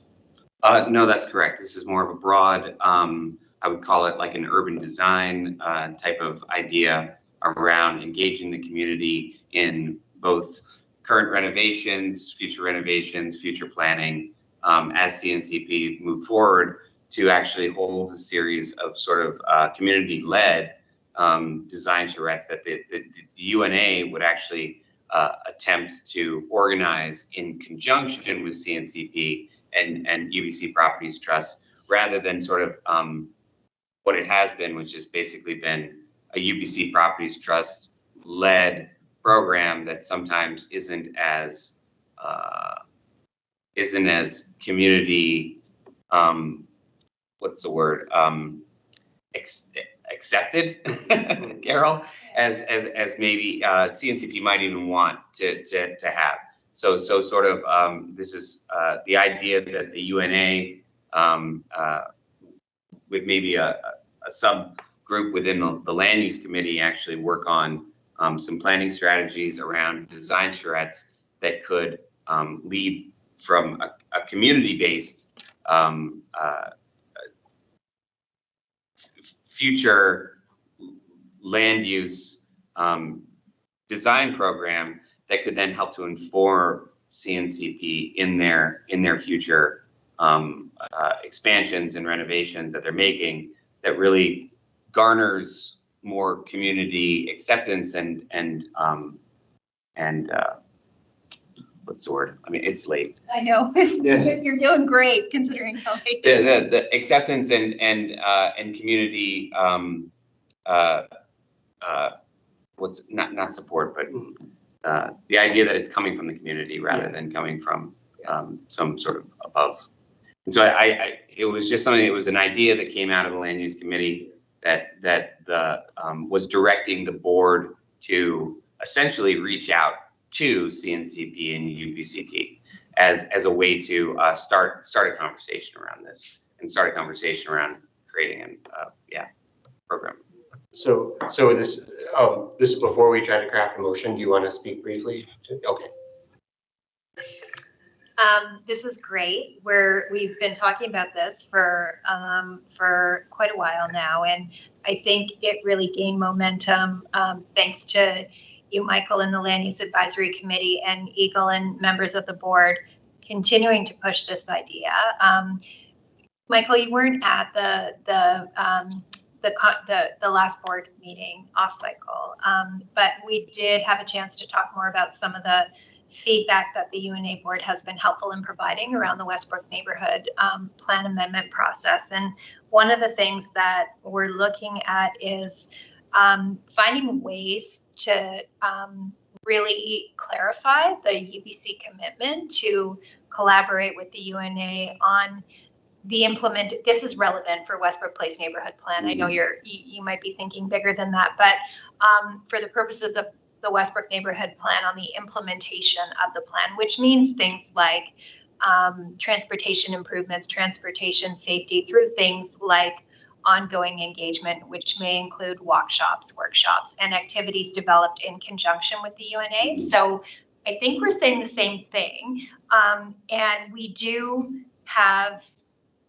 certainly have heard that and would like to reflect that in the neighborhood plan, go so far as to reflect that in the neighborhood plan. So the wheels are in motion, and I think we just need to come back and have those conversations and better understand what the UNA wants to do and how we can support that and what the resources are to do something like that and what the scale is. Lots more conversations to come, but just I wanted to say that it will be reflected. So I don't know what that means for a motion, but I thought it was helpful context. Do you want me to try to put forward a motion that I think would offer a kind of shell for what I think I'm hearing? If you have more mental capacity than I do, please go ahead, Eagle. Thank you. We'll see, but you listen carefully because I'm not sure if I do. So the motion, before I make it as a motion, I'm going to put it out there as a possible motion, and then if I get the thumbs up, then I'll make it as motion. So it would be that the board authorize the UNA to work with campus and community planning on organizing community design workshops for future neighborhood planning. As long as Wegland has the capacity to,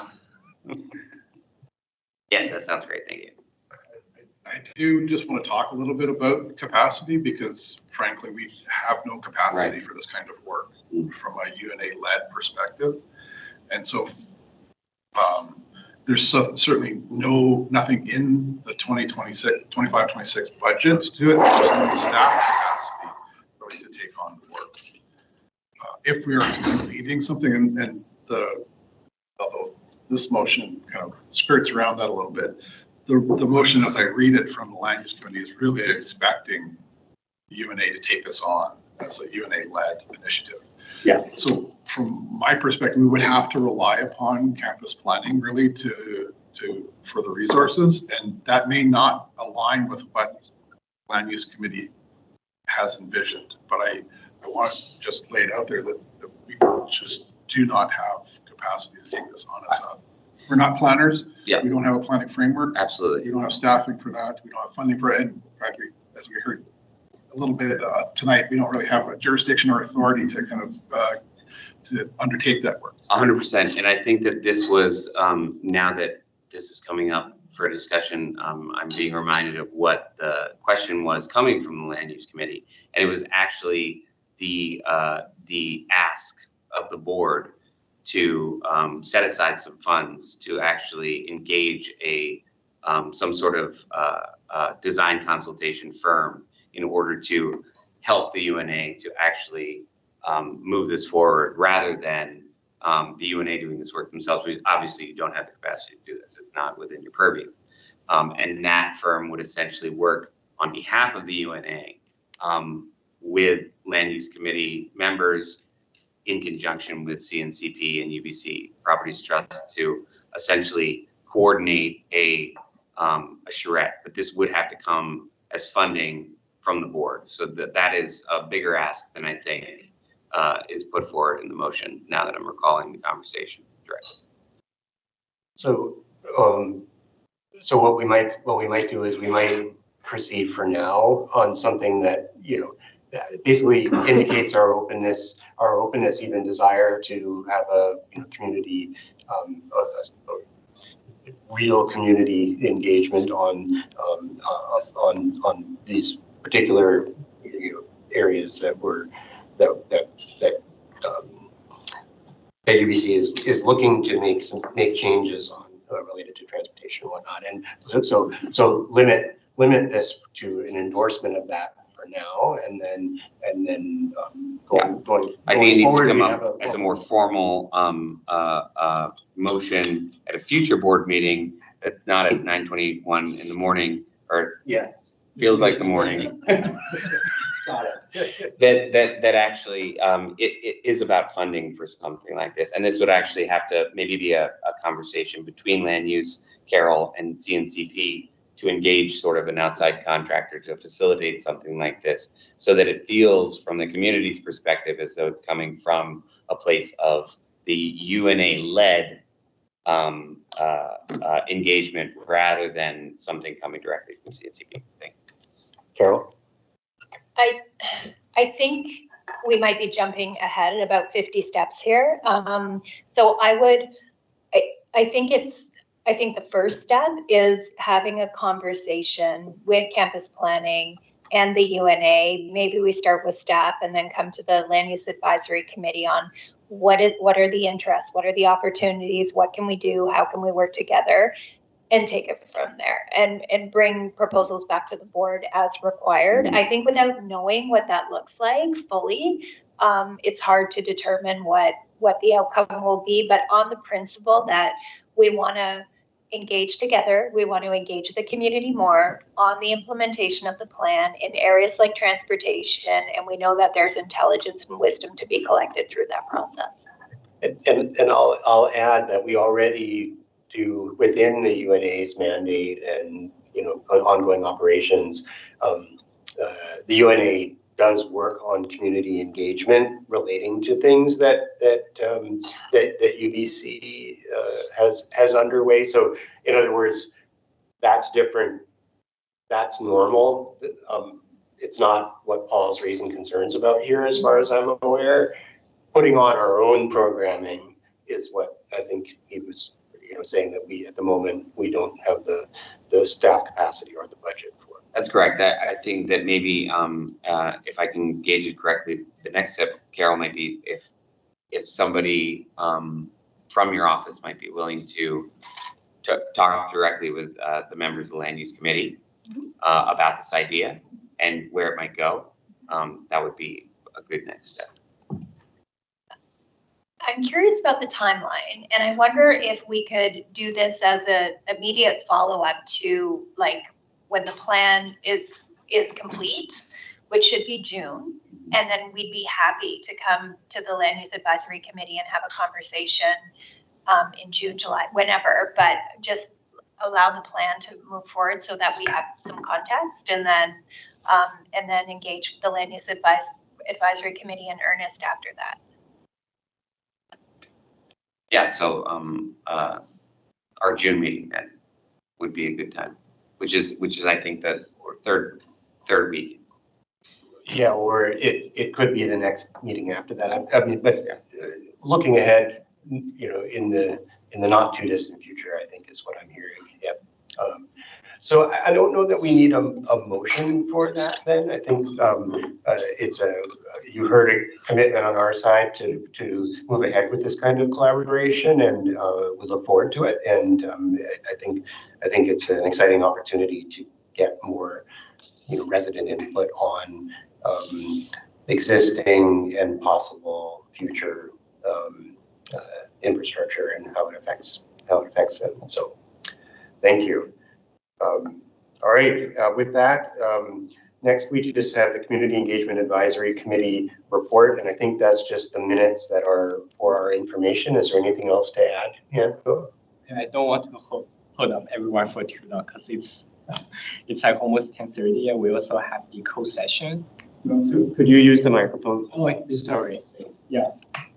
Sorry, I don't want to hold everyone too long because we also have like the co-session that we need to go through. Right in front of you is the report. There are several highlights, and it's been quite interesting because like you might see that it is actually from like 2023, and I acknowledge that the committee was like actually put off for like almost like 1 year, given the resignation of one of the past board member who's also been chairing up the CAC in 2023. So given the resignation and the leave of the position, the committee was actually hold off for 1 year until recently. That was like reinitiated in regards to the training and also to our first session, to our first meeting. And also, I genuinely appreciate the communication team's efforts and also the CAC efforts in actively recruiting the members on an ongoing basis, and also more generally speaking, like participating and having also sort of agenda for upfront. So yeah, and in 2024, the reason for hold was because we also were able to. I wasn't on board at that time, and we also weren't able to fulfill a efficient quorum, even if I was like elected at that time. So this is one of the reasons that, given the lack of the numbers in the CAC, we actually hold that off till like more recently. And there are also several circulating agendas and also items that were mentioned today, like the strata engagement, all sorts of things. And the CAC have prepared minutes, and that will be forthcoming in our May's meeting. And since then, we were just on board, and we are still trying to settle down everything that was like from the past.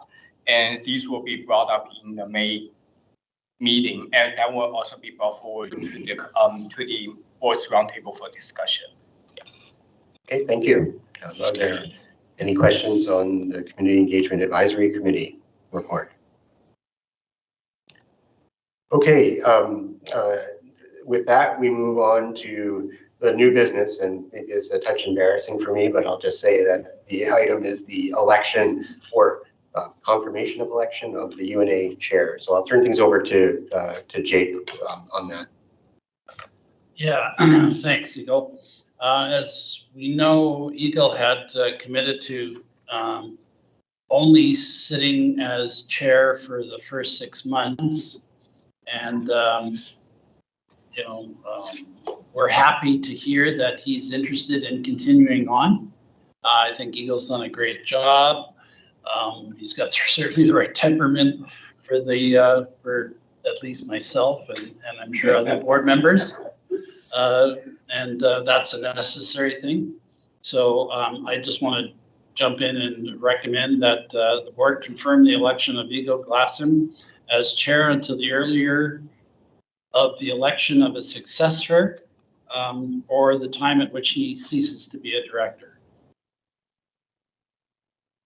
Is there a second? Michael. All in favor? Wait, oh no, I can't run out of the room.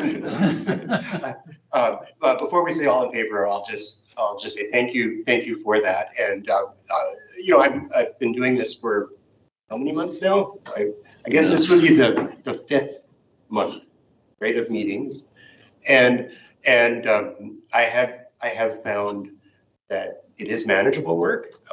I'm always appreciative of all the work that others put in, and I want to thank you for that. And I think, in particular, I would not feel able to continue in this role if it weren't for the really excellent and hard work that the staff do. I would name all their names, but that would take too long and it's late. So I won't do that, but I want to thank them and for them to know that it makes it possible for us to do. We're not quite volunteers in this role, but we function a little bit like volunteers. We have other lives and other jobs, and to make this possible, the staff really put in a lot of work, and that's much appreciated. So with that, is there any further discussion of this motion? Okay. All in favor? Okay, the motion carries unanimously. Thank you. I don't know that we should apply at the end of any motion, but anyway, thank you. It's got to embarrass you more. Yeah, just the embarrassing ones, right? I turn right. And actually, we can end on that note because our next item, the letter to the Vancouver School Board regarding the Westbrook Place neighborhood plan. Ron, well, it's not just that he's not here, but also he's asked us to pause that recommended letter because it seems that the VSB will be sending a representative to meet with the UNA board at some time in the not too distant future, and so it's more appropriate for us to wait until after that meeting before drafting some kind of letter. So with that, I'd like to move that the board adjourn into a closed session to discuss matters related to discussions and dealings with other entities or individuals where disclosure of the information being discussed could be harmful to the UNA's interests, the appointment of individuals other than directors to or removal from a committee, working group, or other body, and the approval of minutes for a closed session or restricted closed session of a board meeting. We'll take a 5-minute break before then, and I'll say first of all to the UNA representatives, or UBC representatives, sorry, that in addition to that excluded item, there's nothing